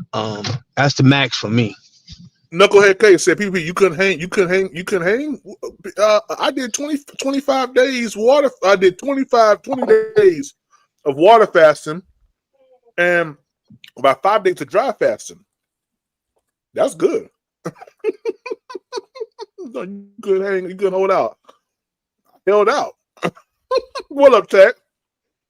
Nothing much. For protein, PPP. Huh? What you do for protein, like for the dizziness and the headache? I do Celtic salt and Celtic salt with the magnesium and potassium. Mm-hmm. Gotcha. Yeah, you own it. You own it. Mm-hmm. Yep, that's what I did for the headaches and for the stomach. Like that when I was hungry, I made sure I just drank a whole bunch of that, and that was good. Yeah, a lot of times you just got to trick yourself. That's all. Yeah. Hey, I haven't been keeping up with Panthers news as of late. What's been going on? Mm-hmm. The Panthers got the best defense in the NFL. That's what's going on. We'll have to wait and see. I feel like right now it's runaway favorite for the Rams if they do get Aaron Donald back. He ain't coming back. No. He ain't coming back. Yeah, he ain't coming back. He need to sit his behind home because we don't need him standing in the way of our Super Bowl this year. Need to sit his behind at home. If he Nobody comes got back, time for that. I think the Texans still got the best defense. They just ain't got the offense to go with it. Right. But the Rams, they're very balanced. They got like they had the MVP. They're one of the best wide receivers in football. Now they have one of the best edge rushers in football. They have one of the best corners in football and Trent McDuffie. The Rams, man. I feel like they're the runaway favorite best team in the NFC. God forbid Aaron Donald comes back and they go winless to this. They go lossless. He ain't coming back, Tack. You ain't got to worry about that. That brother is not coming back to play in the NFL. Hopefully. Yeah, he wouldn't be even the same. He wouldn't be the same. He just stepped away from the game for a while now. He wouldn't be the same. Yeah, and guess what? Damian Lewis and Robert Hunter lock him up. Yeah, I said it. Yeah, I said it. Hey, hey, and then also on the injury front, old boy don't come back to right before we play them. Who? Micah Parsons. Micah Parsons. Oh, for real? He don't come back to right before we play them. He gonna be so gimpy. More than likely he gonna come to us on a snap count. Yeah, he gonna be gimpy. Yep, and he got to face his old teammate Rasheed Walker. Right. Yep. So things are shaking up to look a little good for us. And then coming out of that week 5, going up to Philly. Yeah. Hey, I'm cool. We're gonna give Philly. I'm cool with it. Right. Because they don't got AJ Brown. They don't got AJ Brown no more. Right. They're going to be playing in Europe the week before. We got a bye week and we get to watch them in Europe. Right and early, they get to watch that Philly team and get their best thoughts on them. Right. Mm-hmm. Yeah, I told. Hey, listen, I really want to drop my record prediction right now because it's Hey, it's killing you, right? Hey, you feel him itching over there? yeah. Man, I'm itching, yo. T Hey, Code, give no into T it. Code. I ain't Give tell T into it. Code yet. Give But into it, PPP. Give man, give into in. it. Give into it.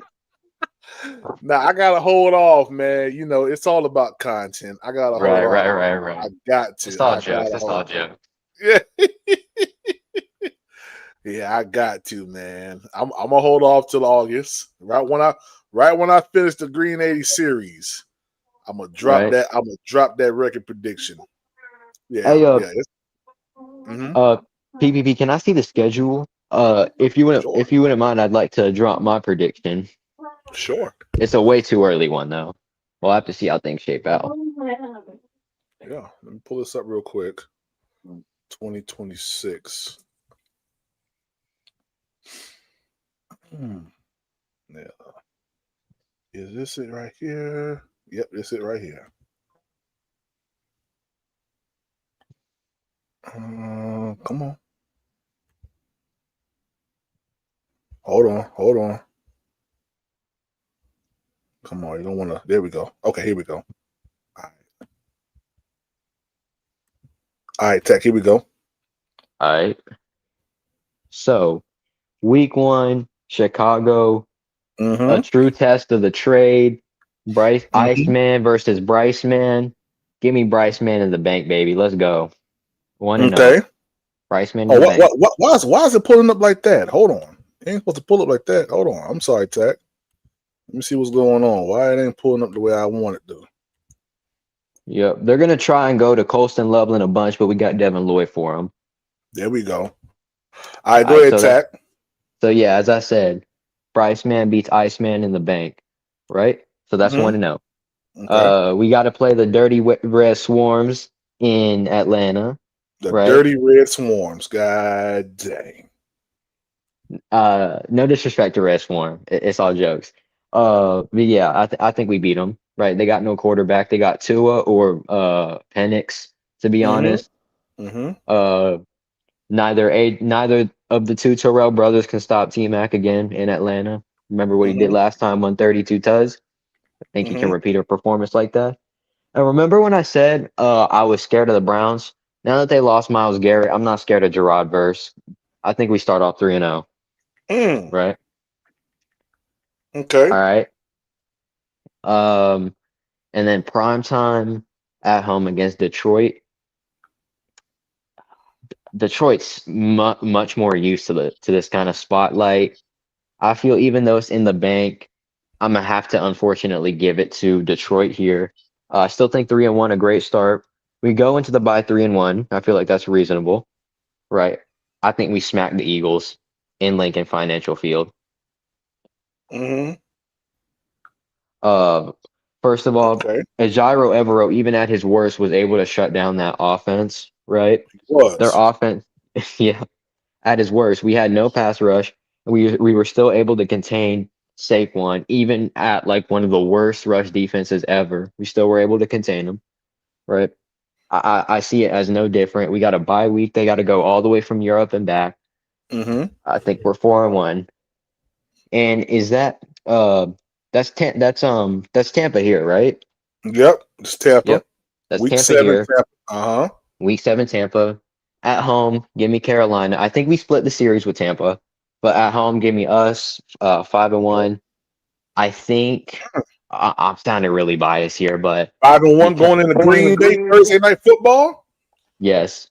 And I think because Michael Parsons is on a snap count, and I think with Devin Lloyd being up against Tucker Kraft, because remember when we were playing them, right? Wasn't Tucker Kraft frying us, and then he got injured, and then like it started to slow down. He won't be frying us with Devin Lloyd, right? I think our defense is good enough to stop that offense. I ultimately view Green Bay's offense as middle of the pack, and I think Green Bay fell off a cliff without Micah Parsons. I think by this point they'll be like 3-3, like they'll be somewhat at 500 with low morale. Hopefully with higher morale with Micah Parsons coming back. I think we beat them. In Thursday Night Football, 6-1. And then Against Denver at home, unfortunately, I'm going to give this to Denver. Their defense is just crazy. Sertan just locks anything down. I know Xavier Legette got a TD against him one time, but I don't know. He seems to know Bama QBs left and right, and I just struggle to see how Sean Payton can outcoach Brad Idzik and Dave Canales. So 6-2 at this point. The Saints Okay. in New Orleans, give me us, right? Mm-hmm. They're going to be on their high horse. They're going to think they can take us easy because they swept them, Oh, right? and let me tell you, by this time the Saints may be 0 and what? 0 and 10. Right. Going into 0 and 9 going into this game. Yeah. Yeah. And I just don't think I feel like what they had on us those first two games was elite tight end play because we couldn't stop tight ends to save our lives. Devin Lloyd is going to stop Juwan Johnson. Mike Jack and JC are going to shut down Tyson and Olave if they play. And we actually have a pass rush to get to Tyler Shuck. I'm not scared of their defense whatsoever. I mean, they lost all their heavy hitters in Demario Davis and Cam Jordan. Mm-hmm. So yeah, we're 7-2 at this point. Okay. All right. At home against Ravens. Baltimore. I'm gonna be honest, I don't fear their defense that much. Their Talk defense is about not that their defense is not great. It's not. Their corners are mediocre. Who's that Clemson corner that they have that was supposed to be like a stud and ended up being very mid? Nate Wiggins, right? Okay. How's he gonna stop Ted McMillan? He probably couldn't stop with Coker, right? Marlon Humphrey isn't getting anywhere near Coker. He's frying him that game. I think we beat him at home. 8-2. All right. I said we're splitting with Tampa, so 8-3. Minnesota. Oh, it depends what kind of Kyler we get that game. If we get a good Kyler, we're losing. Get a bad Kyler, we're winning.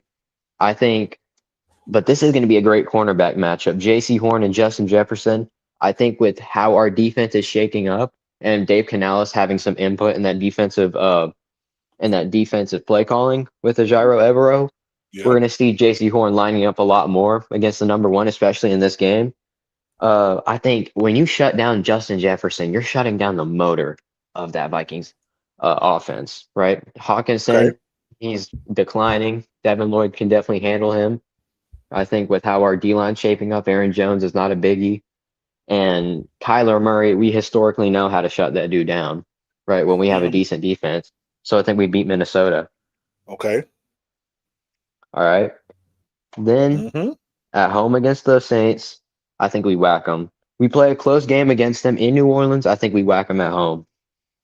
So we gonna we gonna go ahead. We're gonna sweep the Saints. You think? We're gonna sweep the Saints. We're gonna get paid back for this year. Woo. All right. Okay. Against Cincy at home. They don't have any sort of defense. Okay. And we have the defense to stop their offense. They don't have the defense to stop our offense, and we're at home. Give me the win here. What's the record so far? Shoot, I think you somewhere like about 10 and 3. 10-3, yeah. 10-3. All right. I'm gonna be honest. I think we're gonna have a really funky loss against the Steelers. And let me tell you why. What? For real? Yes, I think it's one of those games where I'm just like, why did you lose that? It's because we always have those kind of games every year. I think the Steelers is going to be that game. So I think we're 10-4. Who's next? After the Steelers, it's Seattle at home. Seattle.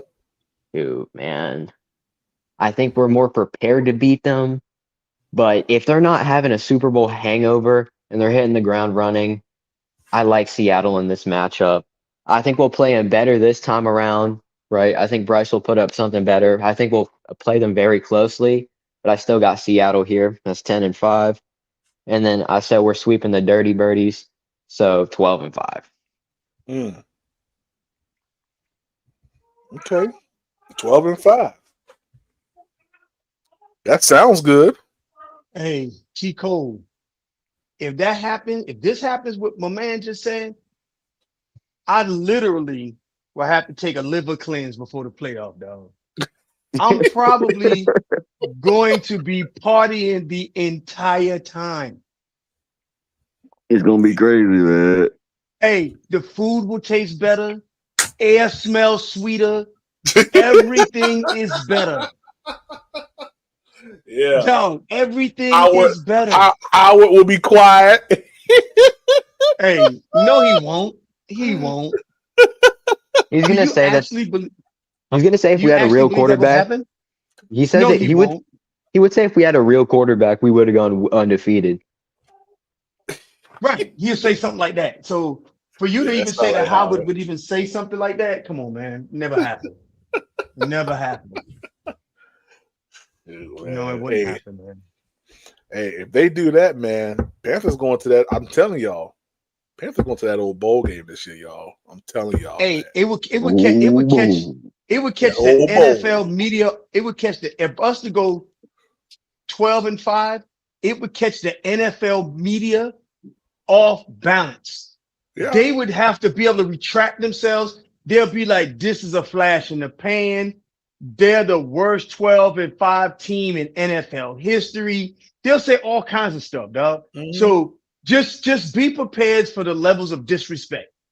Just Right. be prepared for that.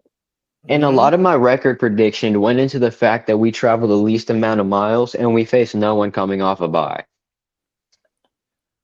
Yes, sir. Oh, that's right. We don't face no one coming up. I love it. I love it. Hey, I would did be you have super us? Did you excited have for us this. beat Detroit? Detroit? No, I had us losing to Detroit. I don't like your record prediction, man. I Hey, think we hey, start hey! The 4-0. bank gonna be rocking on that month on that third on that week. I mean that. It will. I think we play that them Sunday close. night. Sunday night.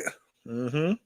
I think we play them close, but I feel like we'll ultimately lose in like a high scoring affair. It's going to be like something like Okay.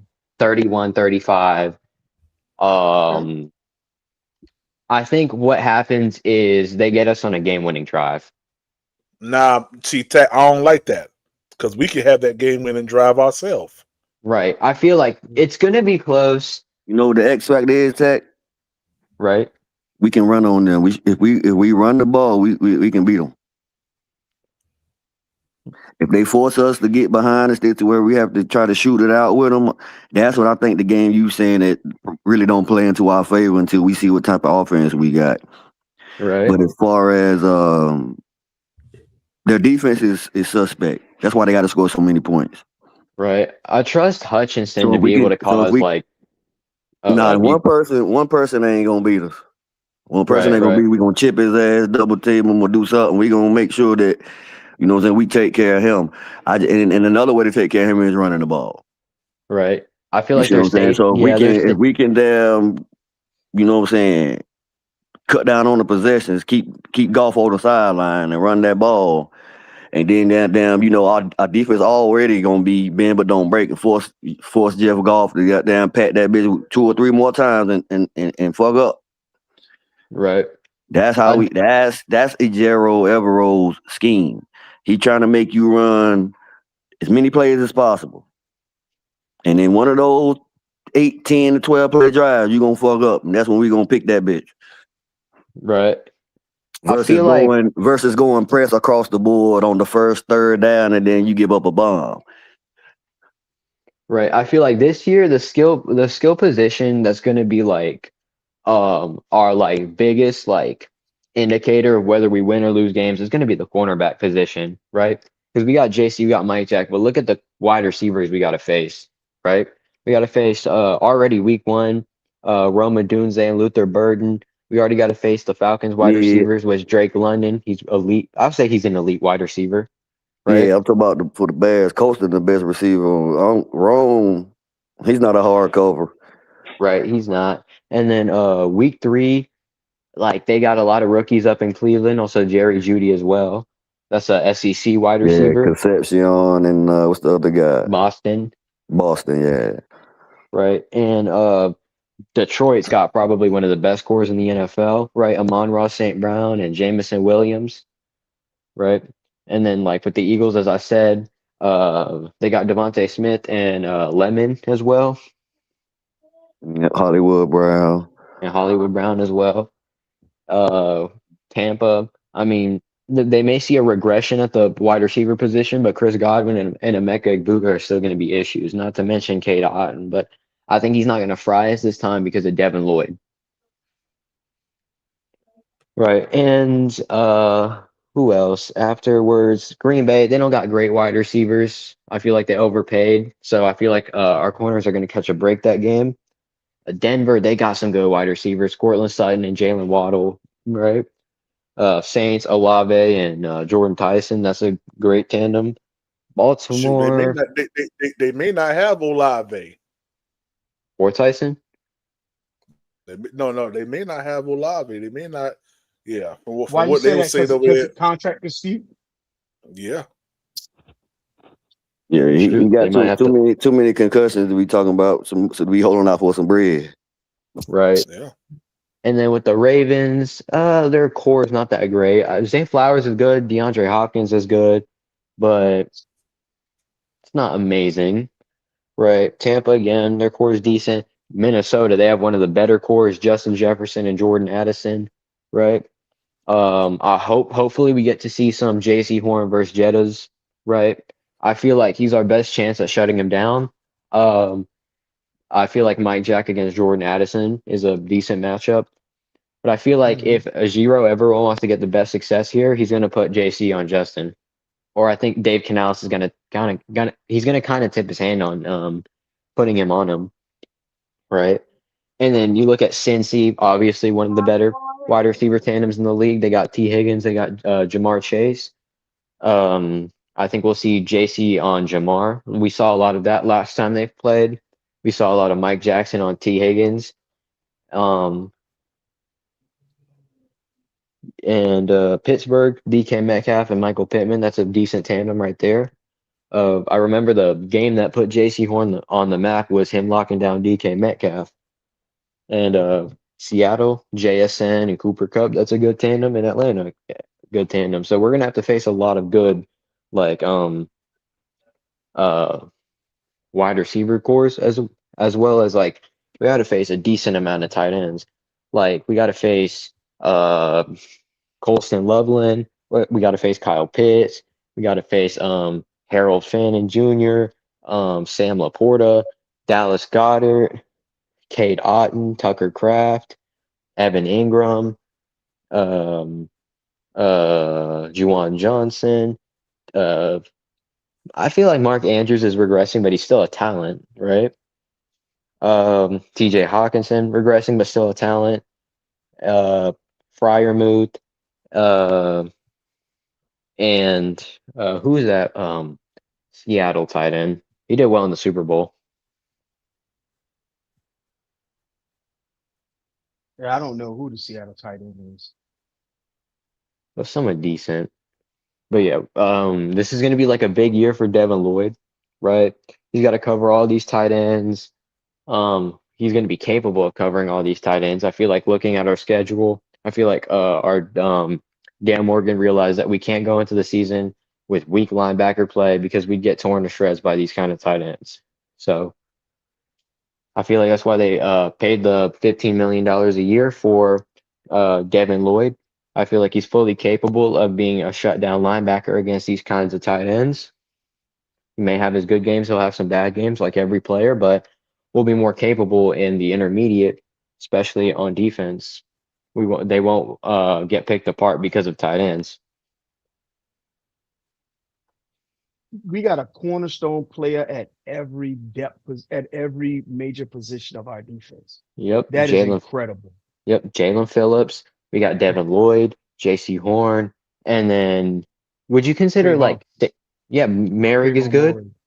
Yeah, Merrick is good, especially with him having to be less of like a Swiss Army knife, because of Devin Lloyd's presence. Playing the Joker position. Right. Because of Devin Lloyd, it's going to be like less pressure on him to like play a lot more positions. So like you can see his like best ball in like the secondary, and if they need him to play in those Joker positions, he absolutely can. But he'll be more like a wild card rather than a reliability at the Joker, like being like a Joker safety. So I mean, you make a compelling argument. I'm gonna be excited about it. I'm not gonna know how to act. Right. Yep. Something that's also suspect is Nick Scott. I'm hoping we see Zakee Wheatley eventually overtake him. Obviously, he has more potential. He may not be the fastest safety, but still, from what we saw, he was able to catch up to wide receivers, especially when he played deep. Right. Mm-hmm. If Zakee Wheatley's who we think he is and can overtake Nick Scott, then we have no weak spots in the secondary. Right. Right. So This is Kyle Smith Wade and Corey Thornton getting reps at safety too. really Yes, sir. Yeah, you say you've been missing out on the content. That was another little nugget that Dave was talking about today. Corey Thornton been playing nickel, corner, and safety, and Shaw too. So we have some crazy packages that we can use, bro. It's a lot of that damn weapons, a lot of that damn tools in that box. Yeah, I think And I think Shaw is probably better suited as a center fielder. Right. To where I he can feel like see and read everything. He's definitely cerebral. I feel like He just gets in trouble with his size on that tight man coverage. He excels in zone. He's sticky in man coverage, but it's the range against get more rangy guys, good quarterbacks. Then they can pretty much just throw it away from them. so it's like similar to what the Eagles did with DeJean, like they're switching him to safety. Safety in the base formation, in the base 3-4, he'll be safety, and when they go 4-2-5, he'll come down as the nickel. All right. And that's but I think they trust Nick Scott more. I don't think they feel like he's more athletic than any other guys. It's the fact that he don't make as many mistakes as those guys, and I think we got to live with that until one of those guys actually takes that shit from him. I rather and I can understand a person that's going to be where they're supposed to be versus a guy that's just going to fuck everything up and not really know what they're doing and can't really communicate back and forth with how they need to communicate. So that's one of the reasons why young safeties don't play that early in his system. I think Damani Richardson was forced to play real early. I think he did a pretty good job for how he was thrust in there. But I would definitely love to see Ransom or that damn. But Ransom, he's not a center fielder either. So like you were saying, it has to be Zakee. And Simmons is slotted as a safety right now, or even like having Shaw Smith Wade or Corey Thornton or Shaw Smith Wade starting out as the damn safety, and just bring Nick Scott in when you need 3 safeties type shit or something like that.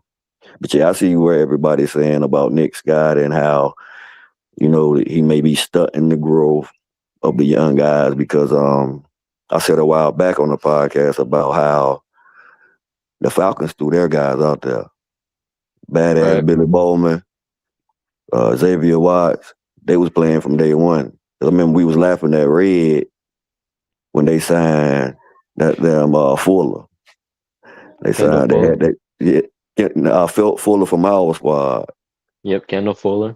Not Kendall Fuller. Not Kendall Jordan Fuller. Jordan Fuller. Yeah, I think it was Jordan Fuller from the Rams. One of Evero's guys came in here and got their shit to bed. And then we seen that the Falcons had signed him. We was giving Red hell. But they drafted Billy Bowman. Watt. They drafted Watts at free safety. They drafted Bowman to play the nickel, and they put him in there day one. Raheem Morris and coached them up, and they did their thing out there. So that's just the thing. I'm not sure what the learning curve is, or if Evero just don't want to put them niggas out there that early. But it would definitely serve a better purpose for us to try to get them young guys on the field as soon as possible, sooner than later. Yeah. But you can't. But at the same time, you can't. You got to kind of like hedge your bets, so to speak, as far as how much they're ready. Because if one thing we know about Nick Scott, he's smart. He's going to be in the right place. He might not do shit when he get there. Right. I mean, he's a pretty good tackler. He's fast. He matched concepts. he keep motherfuckers from going deep on it. He the center field. He's pretty much our center fielder right now. And Lathan Ransom is like the guy that rotates down and takes the crosses and the match principles when we go to big nickel. And Ransom Morig is the drop down guy when we're in the normal or the normal nickel or base formation like that. So when we ain't seen too many deep shots. So that's kind of Nick Scott's job, and we ain't really seen too many one play bombs over that nigga head. He stays deep as the deepest, and he forces the quarterbacks to come back down underneath. And I know a lot of people really don't, would rather see the young guys play, but he might be our best option right now, given the fact that we still didn't take one early. Yeah. I feel like we haven't seen like a significant absolute like bomb from across the field since we played New Orleans that week 1 game. Right? Y'all remember that? It was like And right that was Jordan Fuller. My point exactly. Yeah, he got like obliterated in the secondary, and everyone started blaming JC, and then everyone looked back at the film and realized it was Fuller who messed up. Yeah, he came down. He took a matching concept when he was supposed to stay deep. Yeah, there was also like one pass to Jalen Waddle like early on in the season, but that wasn't too deep. That was like a 30-yard bomb. Like I feel like the Derek Carr thing was like 60. Yeah, Yeah, something like that. Let's see. And especially when looking at the offense, obviously big year for Bryce Young. A lot of pressure on him, but when there's a lot of pressure, that's when he's at his best, right? He's been like one of the best quarterbacks in the past few years at game-winning drives. He can put together a game, especially in the fourth quarter. If we're down by 2 scores, he can help come back and potentially win games like that. Right? He almost did that against Tampa in that second game. Of course, if the officiating wasn't so far, he would have done it. Yeah, and not to mention he won't have a lot of O-line combinations or ones that aren't like subpar or ones that are like actually useful, right? Because like he has already Robert Hunt coming back, Damian Lewis as kind of like the anchors of this whole O-line, and Sam Hecht. I think they're gonna start Fortner and then move Sam Hecht into that position, right? Or they'll start with Hecht and have Fortner be a backup. Depends how it all goes. Right. But I think personally what they're going to do is they're going to have Walker out. Rasheed Walker is going to start at left tackle. And I think by the second year, we're going to start to see more of Monroe Freeling at left tackle. Well, at right tackle when Moten retires. I think that may be the plan. Or Dave Canales could say, you know what, let's just have our rookie go out and do what he does. They might put him at left tackle to see what he can do and have Walker be the backup, right? Also, with at the wide receiver position, Bryce Young, like unlike last year, is finally going to have Coker out there at the start of the season. We started to see him play his best ball when Coker came back, and I think we'll see his best ball at the start of the season now with Coker and Ted McMillan. It's like at the start of the season they were doubling Ted McMillan and well, they were just doubling him, right? Our second best wide receiver at that point was Hunter Renfrow, who had a good game in Arizona, wasn't able to put it all together towards the end. And then Coker came along, Renfrow got released. Xavier Legette had a few splash plays, but was overall inconsistent. Bryson Tremaine was there. So I think we'll see a lot more like I'm trying to find the word. What is it? Not Be right back, commonality. PPP. Not commonality. It's something else. He'll see consistency. We'll see much more Zach consistency. Shiesty. Yo. I've Hold on, so Zach. What'd you say? I was commenting about the wide receiver core and how with Coker being there week one, we're gonna see Bryce's best ball right out the gate. Oh yeah, Unlike absolutely. last year, because what happened was week one they had Ted McMillan doubled because he was the only competent receiver, and now that Mhm. Jalen Coker is also there, we're gonna see uh two competent receivers, potentially a third with Brett Brazell, right? And don't forget my boy. Mechie. Hello. Oh, just to let y'all know, I'm off my fast now. Yeah. So you can definitely send the gelato money. Y'all can definitely do that. Because I am fully back eating right now. And I'm Right. grateful. And sorry. No, go ahead. Go ahead. You good, Tad. I'm just taking out my contacts, man. Go ahead. And I also think it might be a big year for the tight end position. We know Daryl Bevel, like over the past few years, has turned tight ends from average or below average to competent. I feel like he did that with Jimmy Graham. Like he was one of his first coaches. No one knew who Jimmy Graham was coming into the league. He got coached up by Daryl Bevel and he unlocked his potential.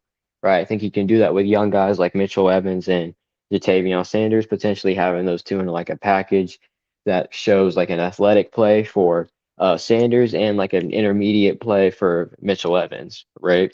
So I feel like we have a best of both worlds with those two tight ends. Like you have an athletic, I'm not going to call him like Shannon Sharp like with JT because he obviously hasn't done anything close to that.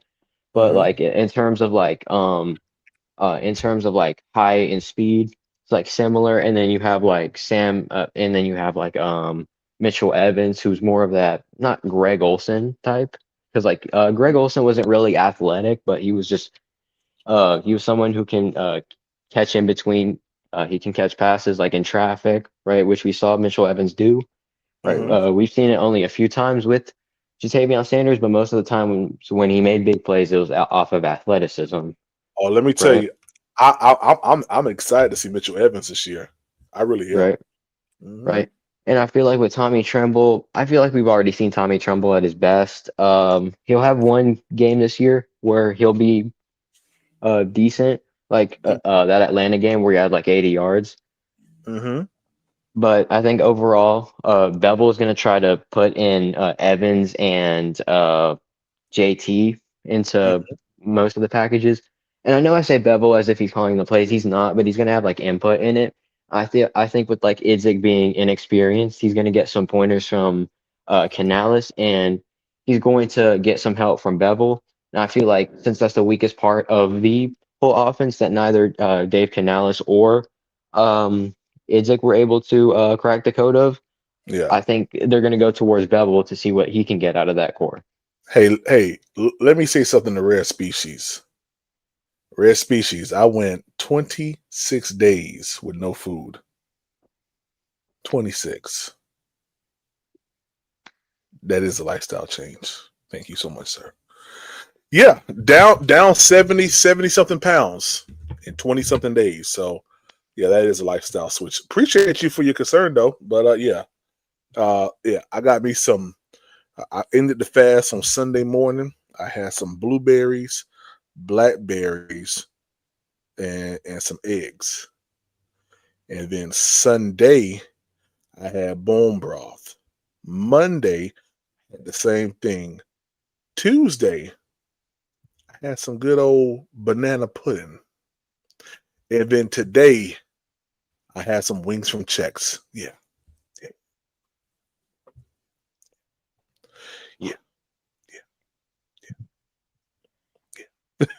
And you know how I know we're winning that week one game? Talk to me, Check. The Madden curse will befall Caleb Williams. Yeah. I can't. Hey, are you going to get that Madden? Oh, absolutely. I get it every year. Yeah, I'm gonna get it too. I'm also planning to play the beta that's coming out like tomorrow. Oh, it's coming out tomorrow? Yeah, the beta. Oh, okay. I'll play the beta next week. It was only a 3-day thing. It's between June 11th and June 14th. Oh, never mind. I guess I won't be playing the beta then. I don't know. They might do like another beta sometime in July. That's what EA tends to do. They do like 2 betas, like one in June, one July, and then the full game releases in August. Oh, that's cool. I ain't worried about it because whenever I get on the sticks, I'm gonna beat you again, Tack. Yeah. Tack, I beat you so bad with that goddamn play, Tack. Yeah, you dropped 100 both times. I dropped 100 points both times on Tack. Tack couldn't figure out what I was doing, y'all. I found something he couldn't stop. He said, I can't stop you, PPP. Hey, Tack, you know what I was doing though, right? It was you were doing multiple crossers, especially with the tight end, and then you were having like the wide receiver. It was like sort of a post thing, but like I don't know what that route is called. It's where like he sort of posts and then It's like a slants deep to the crosser. It's a like a deep deep crosser. crosser. Yeah, a Yeah. deep crosser. But instead of it being straight, it like sort of curves. So Uh-huh. it's like a 45-degree angle rather than a 90. Yes, sir. Yes, sir. I got my two crossers right there, man. Two And crossers two and crossers. and And the and then I got a fly route. I got a fly route on one side because what all that's doing is I'm pulling that safety.